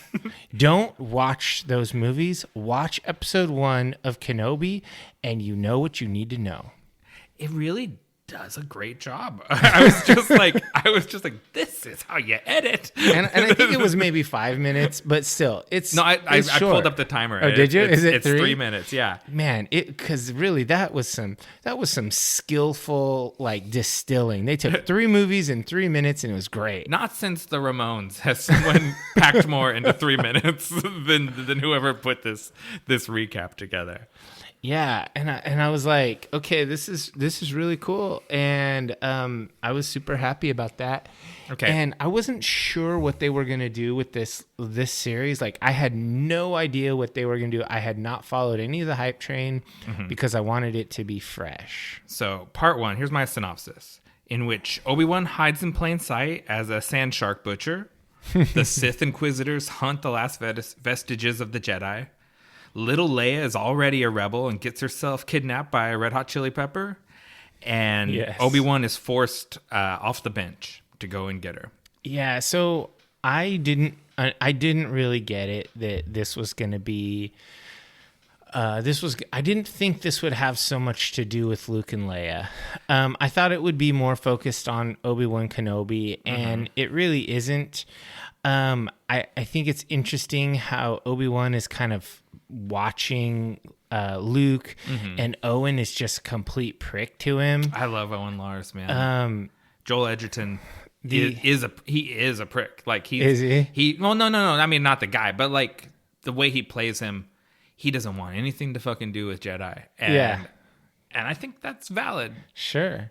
And I think the Inquisitors are super dope. Like, I really like the Inquisitors included in this. I think the third sister, as they call her, she's really cool. I like I really liked those new villains. I thought they were great. And I really did think Flea did a great job. But I was just like, I don't know. The little girl who played Leia, so, I mean, she was probably 8 when they filmed this, and she's supposed to be 10, because she definitely didn't look old enough. She looked too young. Right. And I went and looked up her age and all that to figure it out. And I was like, yeah, that's because she's... I was just like, fuck, man, another a series about kids? This is lame. Like, come on. I think you get too much of kids in your real life, and you don't want. I just wanted a story about Obi-Wan Kenobi, not some plucky little girl. But this part of he's not even supposed to be her guardian. But he is Luke's guardian. Yeah, you know what I mean. Like, and watching over these kids is his mission, essentially. Sure. So, I mean, I don't know. It's to be expected. And so the little girl, Vivian Lyra Blair, that plays Leia, I didn't know she was not previously announced. I didn't know it was going to spend so much time with her. Yeah. But I'm charmed. I love this little girl. I do not like rehashed character casting. I don't like, I just want a different story. I don't know. I guess I don't want more of the Skywalker saga, which I guess you can't really disconnect Kenobi, but I thought that there was going to be like a decade worth of Kenobi doing some shit, but no, it just skipped right past a decade of him doing stuff, and he's just working as a butcher, and he's just being a sad man who is just all down on himself. And when that other young Jedi comes to seek him out and get help, right? I'm just like, come on, Obi-Wan, you don't turn this kid away. He's a good dude, and he turns him away. I mean, that kid is gonna fuck up his hiding. Sure. You know what I mean? But he shouldn't be hiding like that. Arguably, you're right? Like, the way the Jedis just go off and hide, like, Yoda's even worse, right? Yeah, because he's Yoda in the jungle. Yoda does shit for 20 years. It's because they're just completely broken by what happened, right? So they just, none of them know what to do because they thought they knew everything, and their whole world just fell apart. I also think they did another Star Warsism here, where they had to make a cutesy little droid to steal the scenes, and so they made the little ladybug droid and a toy to sell. Yeah, and I was like, okay, that's kind of cute, I guess. And then Flea breaks it, and I'm like, yeah. Oh, you're the worst. You earn your red lightsaber because you're like, I love when kids get their toys broken. Speaking of toys, when the one that I really cringe about is when Owen comes and throws down the little fighter. Yeah, he throws that shuttle down. And I just like Obi-Wan is like, I live in a cave, Owen. That was 50 credits. Yeah. I'm butchering a whale out in the desert. I love the Obi-Wan accent compared to Ewan McGregor's real accent. It's so much more posh. Yeah, it is it's Sir Alec Guinness. Like, he's trying to affect that, not do an impression, but just sort of like do that. And maybe you don't like the kids, but Ewan McGregor is just so good. Like, he is good. I just love him so much. I love this character. Have you watched his motorcycle documentaries, Long Way Down, Long Way Around? I haven't watched those. Yeah, very good. They've been on my list forever, and I don't know. I need to watch. I love those travel shows. I love him. So yeah, it's really good. It makes me want to go buy an adventure bike and just do some off-road shit. It always seems fun. Whenever I see someone on one of those, a Triumph that sits up really high, and has big big shocks on it, I just think oh, that guy looks like he's having way more fun than me. I'm driving my work van and I'm looking over and it's like, yeah, I should do that. I should just be a vagabond. I don't want to be a vagabond, but I would be a weekend warrior out in the wilderness with one of those things. Yeah. Just a few more things in my notes. The show looks very cinematic. You don't always have to put something down in order to lift something up. This looks much more expensive than the Book of Boba Fett looked. Yeah, that looked a little cheap. Yeah, and it's I imagine it's largely even on the same sets, probably. Because you build a Tatooine, you're going to get the most mileage out of that as you can. But it just looks good, and I give a lot of credit to Deborah Chow. I went and looked through her IMDb. She directed all 6 episodes. She's directed some really great television, like Better Call Saul and American Gods. Okay. She's not directed any features, and I want to see her make movies because she's spent too long in the TV ghetto. She's earned her way out. And TV's not a ghetto because it's the golden age of television, but I want to see her make movies. Do a Star Wars movie. Please. That'd be cool. Please, actually, all these people that have done multiple episodes of Mando and Boba Fett and now this show. Not Boba Fett, though. There's good directors working on Boba Fett. That's true.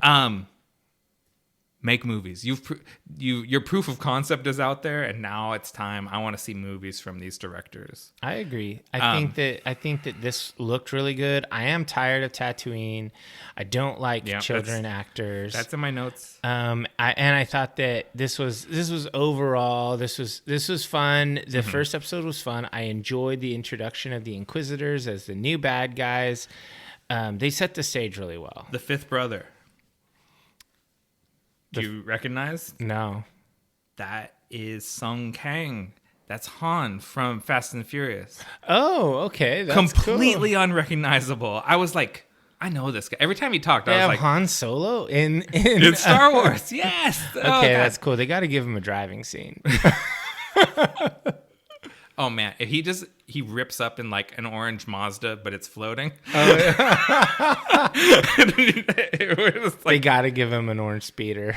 It's really cool. I think when you're in the Inquisitors, everything's black. It's just required. Yeah. Well, I mean, they look really cool. Like, yeah, and so the Grand Inquisitor and the fifth brother are both from Rebels. We've seen them in animation, but the third sister, she's new. God, what's the name? Her name's Reva? Moses. Oh, Reva's the character's name. Sorry, I didn't catch the actress Moses name. Ingram is the actor's name. She's good. Like I really thought she was like her. really great. I love the thing about the dark side and like Sith in general.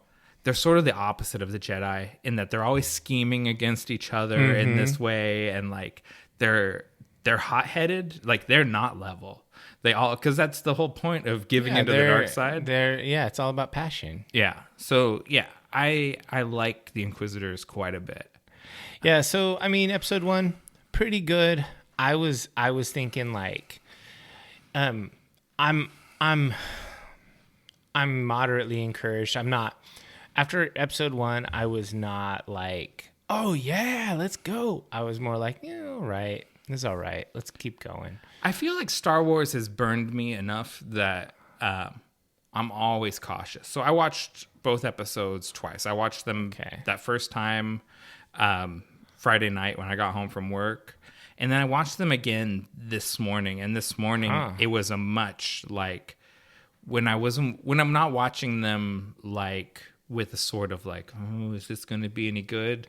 When I've already kind of got that first one out of the way, I found them both these episodes hit harder on the rewatch. Like I'll have to do that. I really enjoyed them. I was out of town camping all weekend, so I watched them last night when I got home. Okay. And I liked it. And then we watched episode 2. So you want to get into that one? Yeah. So because I just watched them back to back. Part 2, in which Obi-Wan pokes around in a wretched hive of scum and villainy. Mm-hmm. Haja Estri runs scams. Little Leia proves to be a handful. The third sister goes rogue. And Obi-Wan gets some unexpected news about Anakin Skywalker. Yeah, so this thing starts off, and we're in. Is this Coruscant or no? It's just some not random hive world. Like it's one of the shitty planets. Yeah, I really like the cyberpunk look and style. I think it just looks rad. Definitely. I want them to do a whole show, like a gritty detective show or something, on one of these hive worlds. So that. I had that same thought because what this episode reminded me of was there was a Star Wars underworld crime show that was being developed for HBO before Lucas sold to Disney. Oh man. That was kind of in the wake of the success of The Sopranos, and it was supposed to be about crime in the lower levels of Coruscant. Yeah. And watching this episode just reminded me how stoked I was for that show when they were developing it and how much I still want it. Like that's the shit that we're not getting that I really want to see. Yeah, I think that would be really cool. And of course, I always bring up role-playing games. I think that playing like a cyberpunk style Star Wars game in like a place like this where you have some Inquisitors and you have Stormtrooper bad guys and you have all the criminal element. I think it could be really cool. What are like hackers and Star Wars? Slicers, yeah. Yeah. Like you have slicers and smugglers and you have spice dealers and all sorts of fun stuff. Yeah. So just some of my jump out moments. The 501st Legion clone trooper panhandling on the side of the street. Oh, was that a 501st? That's one of Obi-Wan's dudes. Like that's one of the people that he led. Yeah, okay. And so that scene that hits hard, and man. So he gave him some credits. That's pretty. And cool. they have like a long look at each other, and I really was like, does he think like guy? He's like, that looks like my general, like like you can see it. Like Tamora Morris, I swear, like I know he can do good like he can, because he does good face acting just in that little scene. Sure. So that one hit. Ewan McGregor's daughter makes a cameo as a spice dealer. So I love that. Oh, was that the girl who Yeah. who he talks to and makes and tries to sell him spice and then gives him a freebie? I like how in Dune, spice is used for a lot of things. It is a drug, but it's also used for navigation and like computation and like they use spice for more stuff. In Star Wars, it just gets you high, man. Like, like it is just a drug in Star Wars. So I really like the stormtroopers, the old school one, the clone trooper, and then I like the new school stormtroopers walking around the city, and like I just thought they were cool. I love this kind of golden era of Star Wars at the height of the Empire. Mm-hmm. I think that this is the most interesting time before when the rebels are like a small faction and they're really fighting against Goliath. Yeah, because this is even pre Rogue One, so there isn't really even the Rebel Alliance yet. Yeah, because there's just little factions. In the pantheon of Dave, there's really only 4 Star Wars movies: the original trilogy and Rogue One. Like all the rest are just not that good. I don't agree with that. That's a whole thing. And so like I think. The kid offers to take him to see a Jedi. Mm-hmm. Turns out the Jedi is a huckster and a charlatan using like magnets and remote controls to move things. Yeah. I like that. I thought it was fun. It's very much Star Warsy that there's somebody being a trickster and then he runs into a real Jedi. Yeah. And I love how the real Jedi are in hiding and there's people pretending to be Jedi for clout. Yeah. And Kumail Nanjiani is just having the time of his life playing this character. Yeah, he did a great job. Yeah. Anything else? I think that basically, I think that this is like The Dark Knight Returns, but for Obi-Wan. He's like, I'm just too old for this shit. And like, this is like, I lost all my, he has no zest, no gusto. Now, he does like kick ass. I love when he just brawls with people. Yeah, and it is very like he's using a blaster and he is brawling. Like he's not like, it's not elegant Obi-Wan. This is like an Obi-Wan that's been cutting up a shark in the desert for 10 years. Yeah, like we get to see a Zabrak that isn't Darth Maul, and he's just like a scumbag that gets beat up by Obi-Wan. And I think that's cool because they're a really cool species. I think they're interesting. Back in the day, the old MMORPG Star Wars Galaxies, I played a Zabrak. That was my main character for the longest time. And so it made me happy to see them. I like the Grand Inquisitor. Yeah. He reminds us subtly that the Empire is very racist, because it's always anytime that there's someone that's not a posh white English person, that's in any level in the Empire, you always have to wonder like what did they do to work their way up there, because you have to be. It's like if you're like what's one of the Weasley, that's General Hux or whatever, like. He just falls his way to the top. Like, he doesn't have to be remarkable. But if you're like Grand Admiral Thrawn or any of these non-white people that make it up there, like you've got a big body count behind you. Like, you've done some shit to make it that high. Or what's the dude's name in Moff Gideon? Yeah, Moff Gideon. Oh yeah, man. Moff Gideon's brutal to get as high as he is to be Gideon. a Moff. He's the shit. So yeah, I really like this, and I think it's funny. There are some things like where Child Leia's like, you seem kind of old and beat up. It's like, yeah, he kind of does. Yeah, he's got like when he saves her, like he's just been in a fight that he barely made it through, right? So he's got a bloody nose and like he doesn't look the dashing hero at all. I do like that one scene where third sister Reva is standing on top of the building like Batman. She's perching and looking across the city. It's so badass. She does a pretty good Batman, is what I said in my notes. And I also say she does good evil parkour. Yeah, she does. She parkours her way down. But then a moment happens and I just was like, fuck this. This is stupid. When Leia runs away from Anakin and is from Obi-Wan. Yeah, and he's trying to chase her down and he's trying to catch her, and I'm just like, Kid running away, goose chase. This is not interesting. This is such a shitty trope. Yeah. Like, why?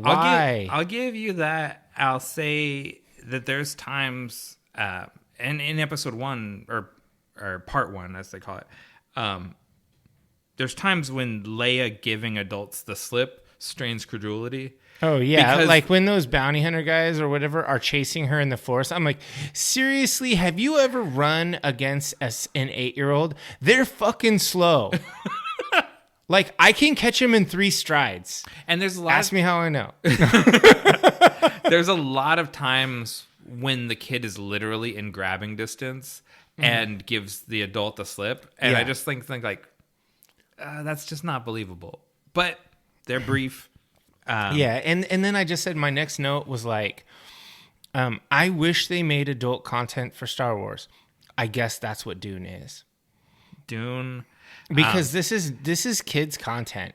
Like you have the plucky little girl. It's family and I'm content. just like, fuck, man. There's a difference. See, no, there's a big difference though between kids content and Sure, this is family content. Yeah. There's a little bit of stuff for dad, but it's a lot of stuff for baby. Yeah.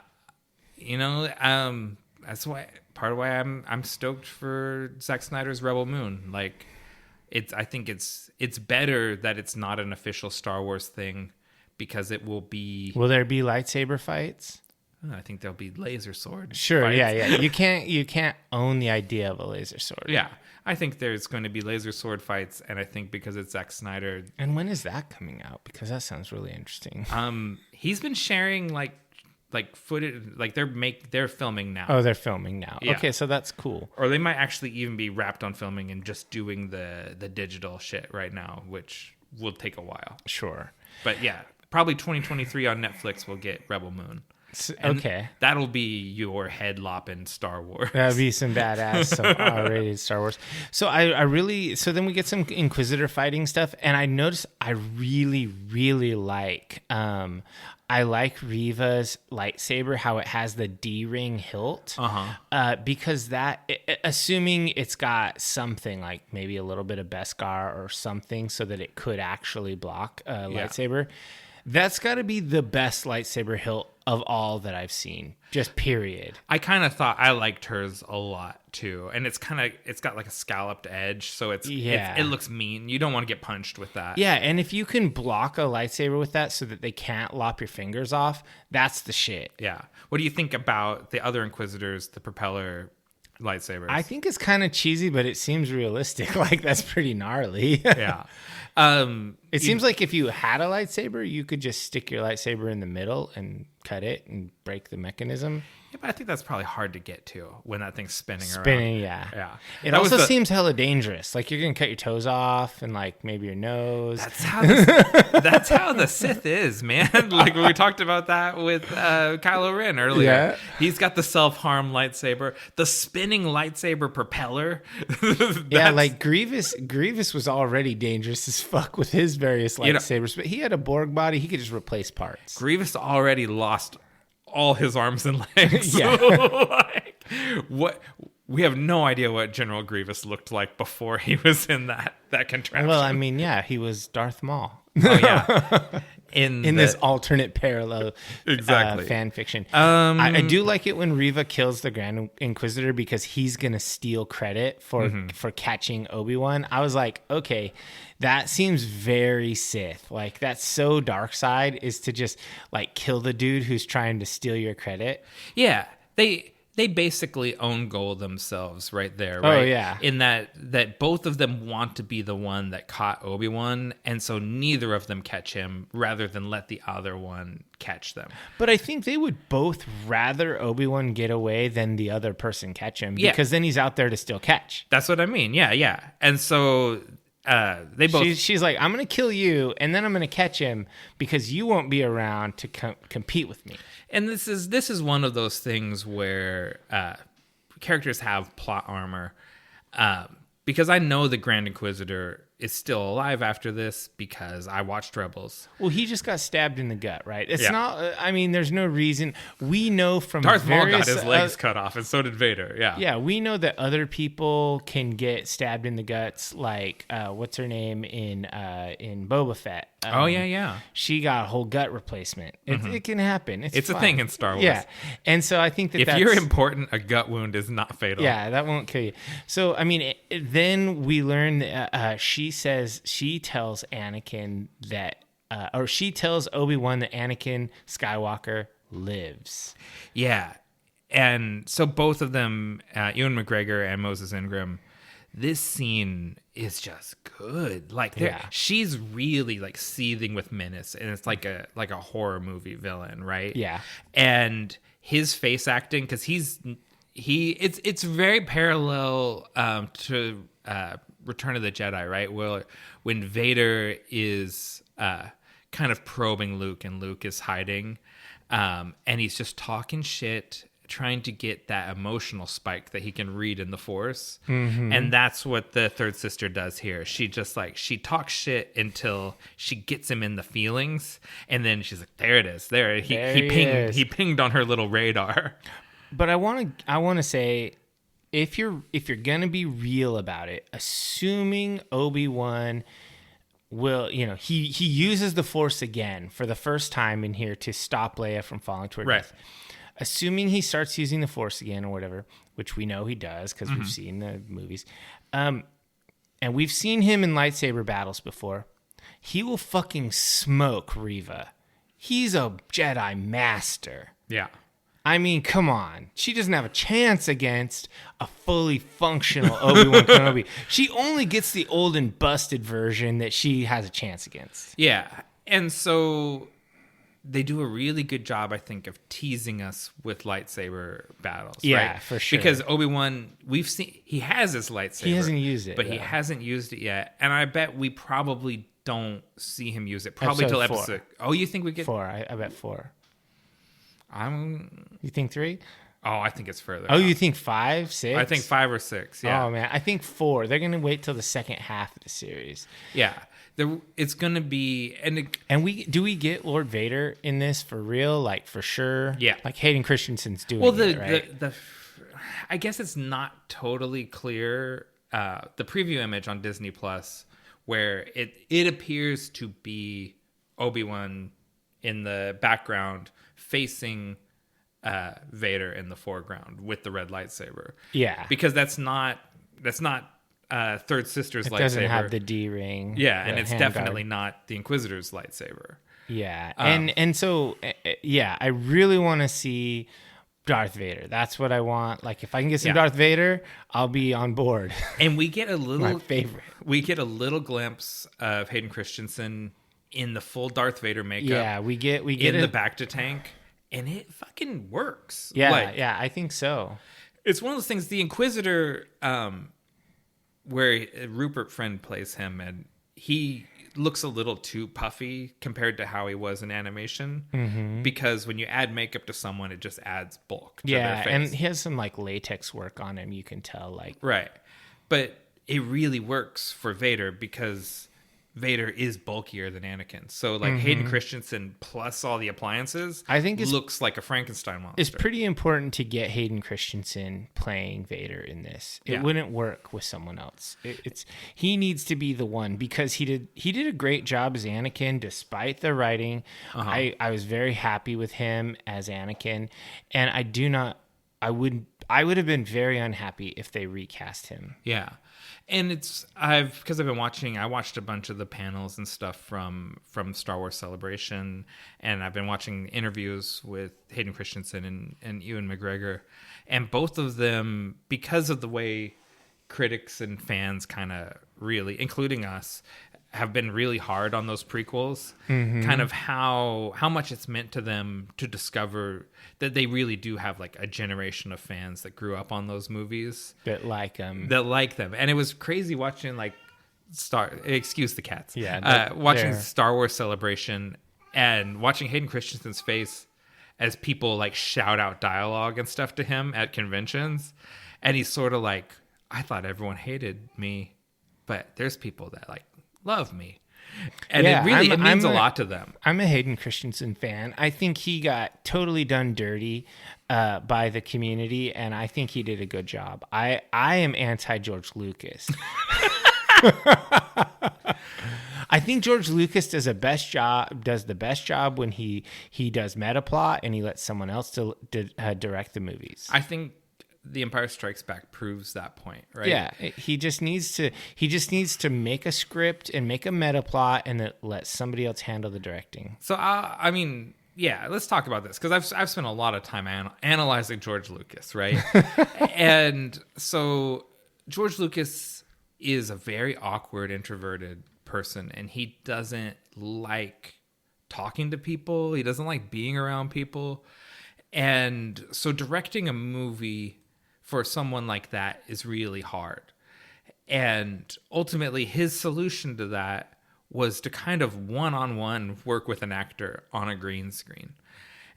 And it makes a very bad movie because so you have Ewan McGregor, who's a great actor, acting against no one, and just on a green screen, acting to a tennis ball with George Lucas like whispering to him, like, "Oh, you're riding on a big lizard," and so it's like that's a really difficult way to get a good performance out of an actor. I think that he has so many good ideas, and I think that George Lucas fails to understand you can't be the best at everything. Yeah. He's an idea guy. He's not the best of directors, and that's okay. Like, I think that he maybe just has a bit of hubris because of his success. It could be. I mean, he had a lot of success. He did. He's very rich. It's one of those things. Like, there's people like that, right? Where they're right about a lot of things. And so at some point, they stop believing they can be wrong. Kanye West, people like that. Like, there's people Kanye West, J.K. Rowling. Yeah. Like, people who did some good shit and then just went off the deep end. Yeah, they're like, people used to naysay me, and then look at all the great stuff I've done. I'm always right. Yeah, exactly. and that's once you self-doubt is crippling, but you need a little bit. Yeah. Well, honestly, that's why you need your buddies that you've known since before you were big and famous. That can tell you. Yeah. Like you have like people like Snoop Dogg still have his old school homies that he plays basketball with, and they will keep him real. So do you feel like Coppola and Spielberg should have at some point leaned in on George Lucas to be like, this movie sucks? I don't even think he would respect what they have to say. He needs actually like one of his high school bros or a college buddy, like his old college roommate, to be like, "Hey George, this is balls. You need to change some shit." God, what was his first wife, Marsha Lucas? I don't know. I don't know his second wife, but I think his first wife steered him better. She was keeping it real. I think that was, he needed that wife to be like, that's a bad idea. But it's not all partners are the best at that, because we remember The Last Unicorn, edited by his wife, right? And she left the tacos in. Have a taco was the big takeaway. Yeah, sometimes you need. Sometimes your partner is too nice. That's true. You need a partner that so like brings you back down. If you ever get real big and famous, I'll keep you real, and vice versa. All right, that's our commitment. So how do you feel about the future of Kenobi? Especially like having watched the episodes twice. Mm-hmm. This show is just like playing my nostalgia fiddle like crazy.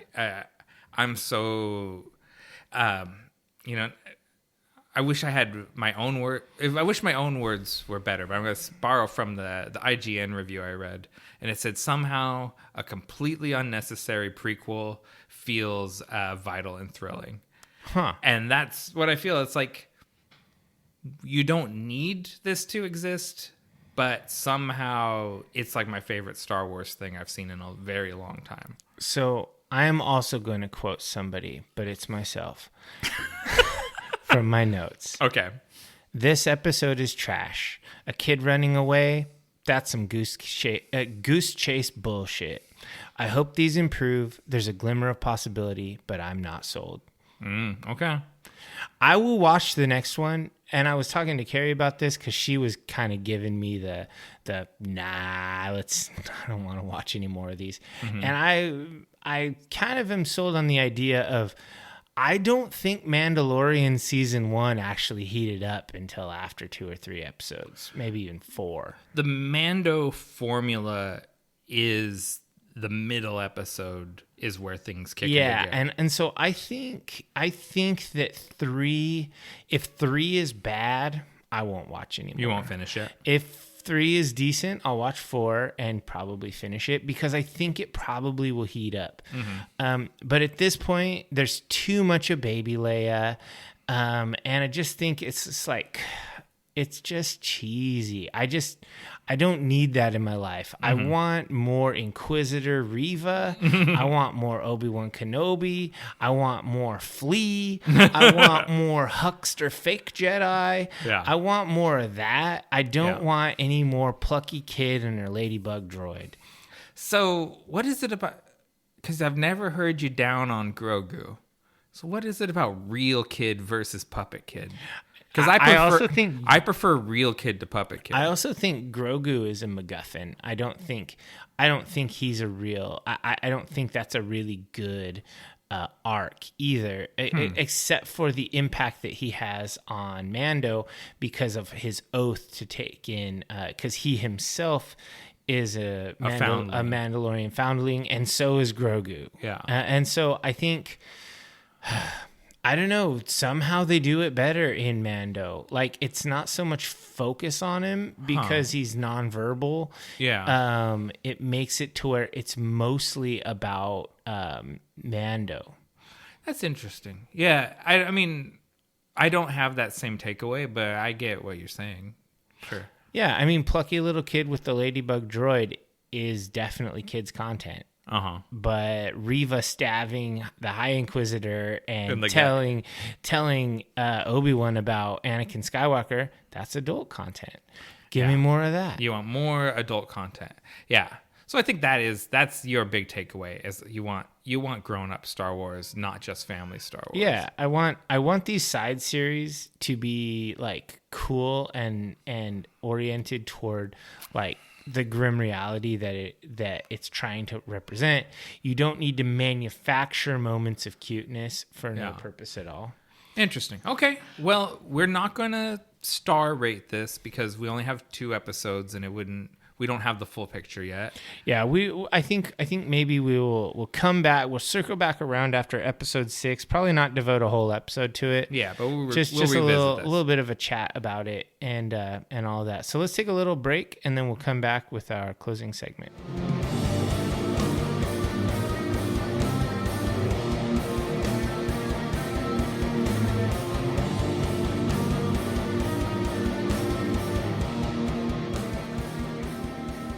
All right, welcome back, divers. Let's get into that final segment, the one where I ask Dave, what are you into right now?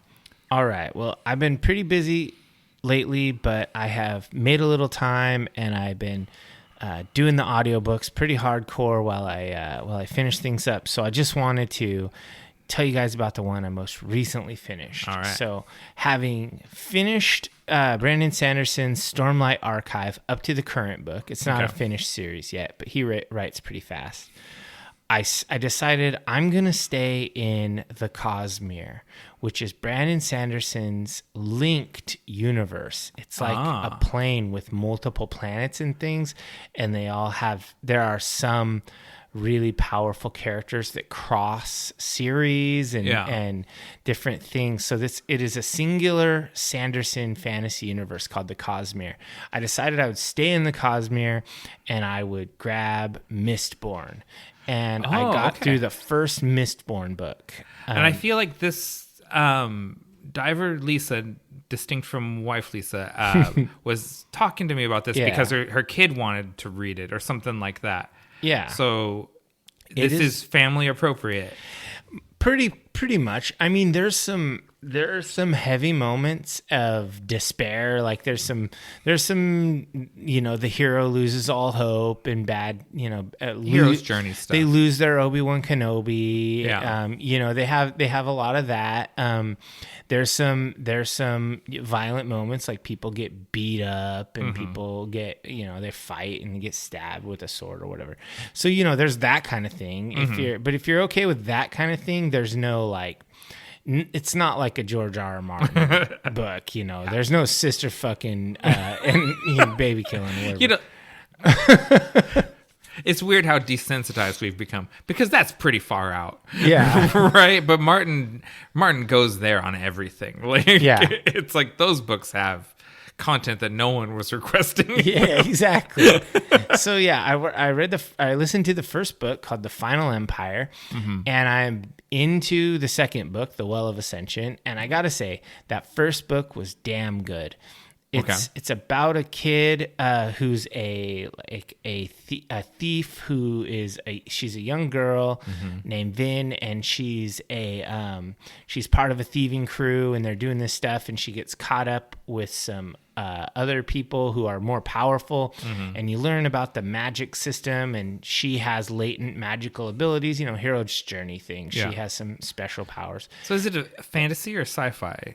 Oh, it's fully fantasy. Okay. Like it's magic, but it's its own kind of magic. It's called allomancy, like alloys of metals. Okay. So they ingest these little vials that have little bits of metal in it, like powdered metal shavings, and then different metals they can burn to do different things, have different powers, like enhance senses, enhance like physical strength, all sorts of different things. There's like 10 of them. There are more later on in the series, the lost metals.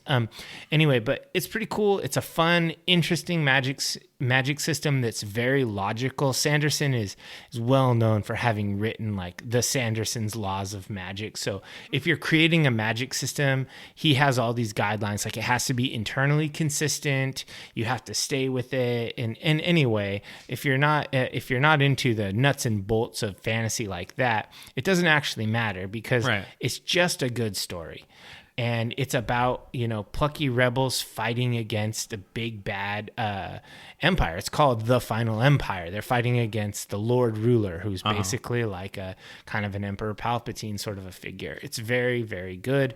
It uses the kind of the Ocean's 11 heist plot archetype where you gather the team that can do all the different things, and you go and you do, it's fun. It's cool. There are some fun, like hard surprises in there, but ultimately it's just extremely satisfying. So I recommend the first book of the Mistborn series, The Final Empire by Brandon Sanderson, to anybody. If you just want like a really good, fun sci-fi series with characters you can just like. Bad guys you can hate and good guys you can like.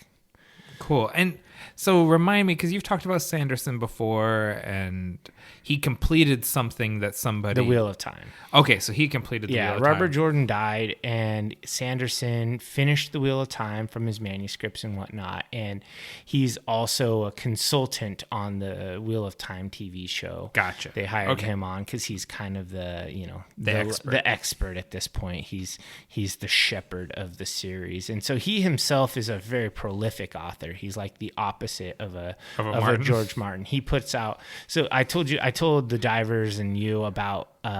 He launched a Kickstarter because during COVID, he got his nervousness and tension and stuff out by just grinding writing and work. He wrote 4 novels over the last 2 years, and he's self-published releasing them. It's the highest grossing Kickstarter of all time. Wow. Like of any genre is Sanderson's novels. I backed it, so I'll get all 4 of them in audio and PDF. So that is really interesting. Like I really respect that and I admire it. I'm sure I'm much more of a Martin type personality where I don't know what to write, and so I'm just not going to write at all, and I don't have any incentive because I'm stinking rich, and so so it's like, why finish The Winds of Winter, because I just not feeling it. So a Sanderson who just like has that work ethic is like, I sit up and I write 8 hours a day. Well, and there are two types. They call them plotters and gardeners. And he's a plotter. He makes diagrams for everything, and he has full plot maps and character development plot maps and all of that, and he inserts it all in like flow charts, and then he just writes and uses his diagrams and flow charts as the guide to writing, and then from there, within the things that he's created, he can freestyle a bit here and there, but Martin doesn't do any of that. It's all freestyle. And it's like that style of writing, it gives you all sorts of great unexpected things. And Martin, you can always tell like when he's excited because he's chasing the rabbit, kind of like he's going down every, like following the string, to mix my metaphors, and he's just kind of like following the muse. And then the muse leaves him, and he's like, I don't know. Well, you meet these weird characters in Martin's books that you want to know more about, but then you never get more because he just wrote those details on a whim. They didn't actually lead anywhere. Like Lord Blackwood with his raven feather cloak, and you're like, oh, that sounds really cool. Who is that guy? Like, who is he? He has a cool name. He has a cool cloak. When he interacts with people, he seems really rad. I want a Lord Blackwood novella that talks about his life and times, but you never get any of that. Crazy. So anyway, Brandon Sanderson is my fantasy author. Like, he's a champ because he writes so much. You can hardly run out of material, and his multiple series that he continues on. Like he's currently in the middle of multiple. He even has like some YA kids series that he's writing right now, and they're really cool, like sci-fi stuff. Wow, that's very impressive. People that can do that. Yeah, he's the best fantasy author in the game right now. I mean, I love Martin. I love his work, but is he even a writer anymore? He just is a TV producer. I mean, all right. So how about you? What are you into right now? Well, because we had an unusually long space. So this slot has changed a few times as we've gone along, because I try to keep it literally what I'm into right now. Right now. And ultimately, the thing I'm into right now that just it consumes me unhealthily, and I have to force myself to take breaks. And that's a little game I like to call Grand Theft Auto Night City. Oh. You might know it as Cyberpunk 2077. Oh man, I've done my time in Night City. And I can't even say, so it's an action role-playing game. Came out in 2020. It's set in the Cyberpunk universe and is developed by CD Projekt Red. I can't even say necessarily that I like playing it, but I lose days to it. Like, it's really good. Yeah, it's like, because it's just got it's a very deep game with lots of side quests and stuff. Lots of side quests, and I'm really, at this point, I've only been doing side quests for a long time. Sure. Have you finished it yet? No. Oh, not even close. So the last story mission I did was when you go with Pan Am to drop the convoy and get what's his name, the developer guy that you have to kidnap. Oh, okay. You should keep I've played the story to completion through 2 different backgrounds and 2 completely different builds. Oh, really? I was totally obsessed with it. Did almost all the side quests. Anyway, play through it. The story missions, don't shy away from them. Do them all until you get to the point where it gives you the prompt, this is the point of no return. And then stop. And then stop. And then just do everything else until you're feeling done with it, and then go through the point of no return. Oh, interesting. It gives you a prompt for that. So my role-playing game tactic, usually when I'm playing one of these games, is to just completely ignore the story missions and just follow the goose and just do the side stuff. So are you playing like as a nomad? No. So I did Street Kid. Okay. I really waffled between Nomad and Street Kid, which one I wanted to do. Mm-hmm. And I did Street Kid, and ultimately the thing that won out was there's more unique dialogue options for Street Kid than there is for Nomad.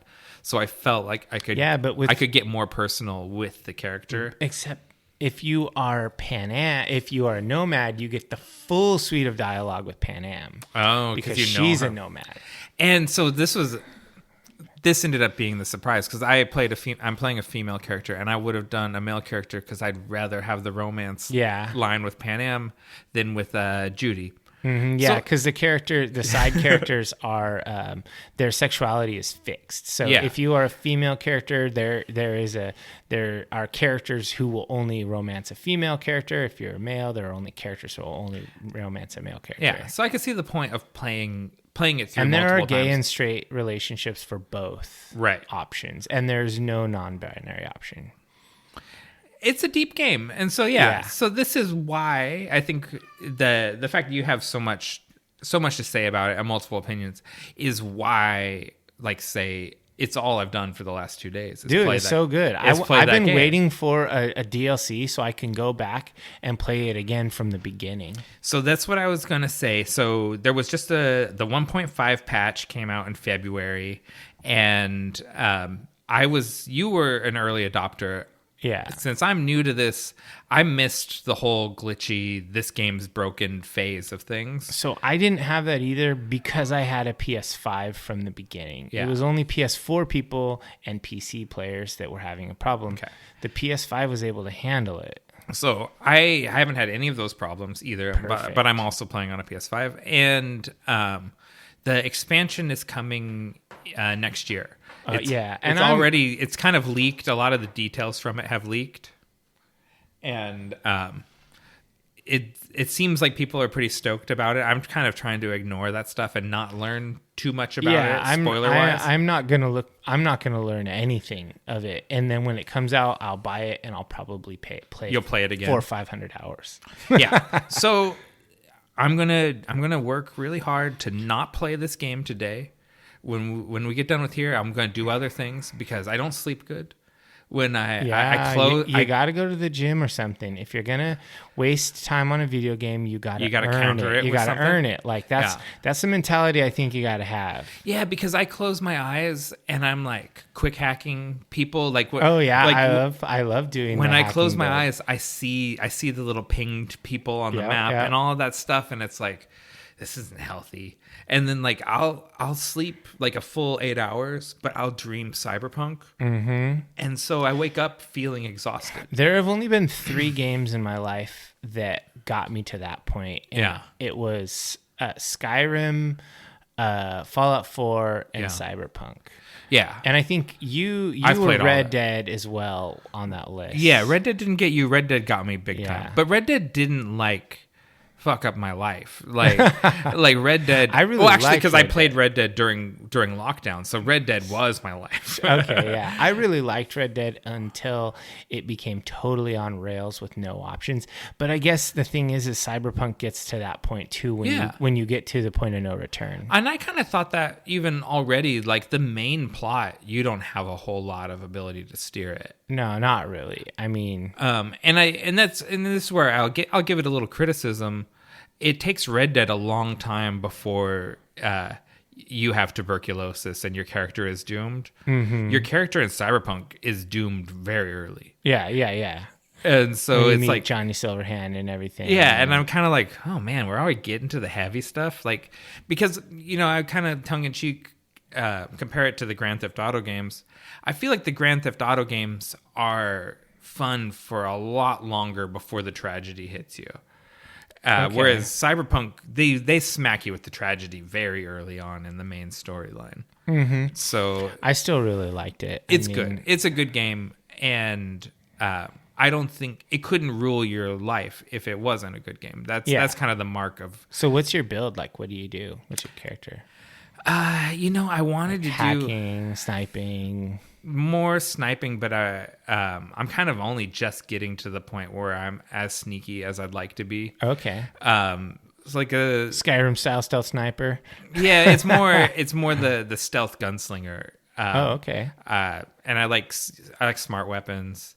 Of course, yeah. They shoot around corners and stuff. It's just too cool, and it's like I wanted to be more of a stealth sniper, but you don't really get any cool sniping one shot sort of gear until deep into it, and so it's just not functional. So I'm much more Assassin's Creed style, like sneak up close and gack people and throw them in dumpsters. Yeah, I was really, my favorite build was hybrid hacker. So I was doing all the computer stuff, so I would hack people and cause the crazy virus stuff all on them and everything. Combine that with a katana build. And it's just gnarly. Sneak up and just slice people down with big crits. It was pretty fun. And you can count one shot them with the sword. Oh yeah, easily. All right, I should do more of that. You just gotta like upgrade your weapon, get the good ones, and then upgrade them with the component parts. You just disassemble everything, and then upgrade all your stuff. So your weapon is just godlike. Yeah, hopefully we haven't lost everyone that doesn't play this game. But yeah, this is all good stuff. Yeah, it's a fun game, divers. If you bought the negative hype that Cyberpunk was a broken, shitty game, it's not. Yeah. It's good. All right. Well, I think all that's left is the call to action. Subscribe to us on your favorite podcatcher, as well as YouTube, Spotify, and Audible. Don't forget to leave us a review. A 5-star review costs you nothing, but means everything to us. Have I ever thanked Diver Ted and Diver Lance for their reviews? I don't know, but you should. Yeah. Thanks, guys. It means a lot. When I go means back, everything to us. It means everything to us. And literally that reviewing us, especially like on Apple and Spotify, that boosts us in the algorithm. Or if you watch the YouTube videos and let them play all the way to the end. We get several YouTube listens every time we drop an episode. So if you just click the like button, that helps. Like, subscribe, and let it. I know this is hard. I'm a terrible person at stopping once you get to almost the end and then going and looking for another video.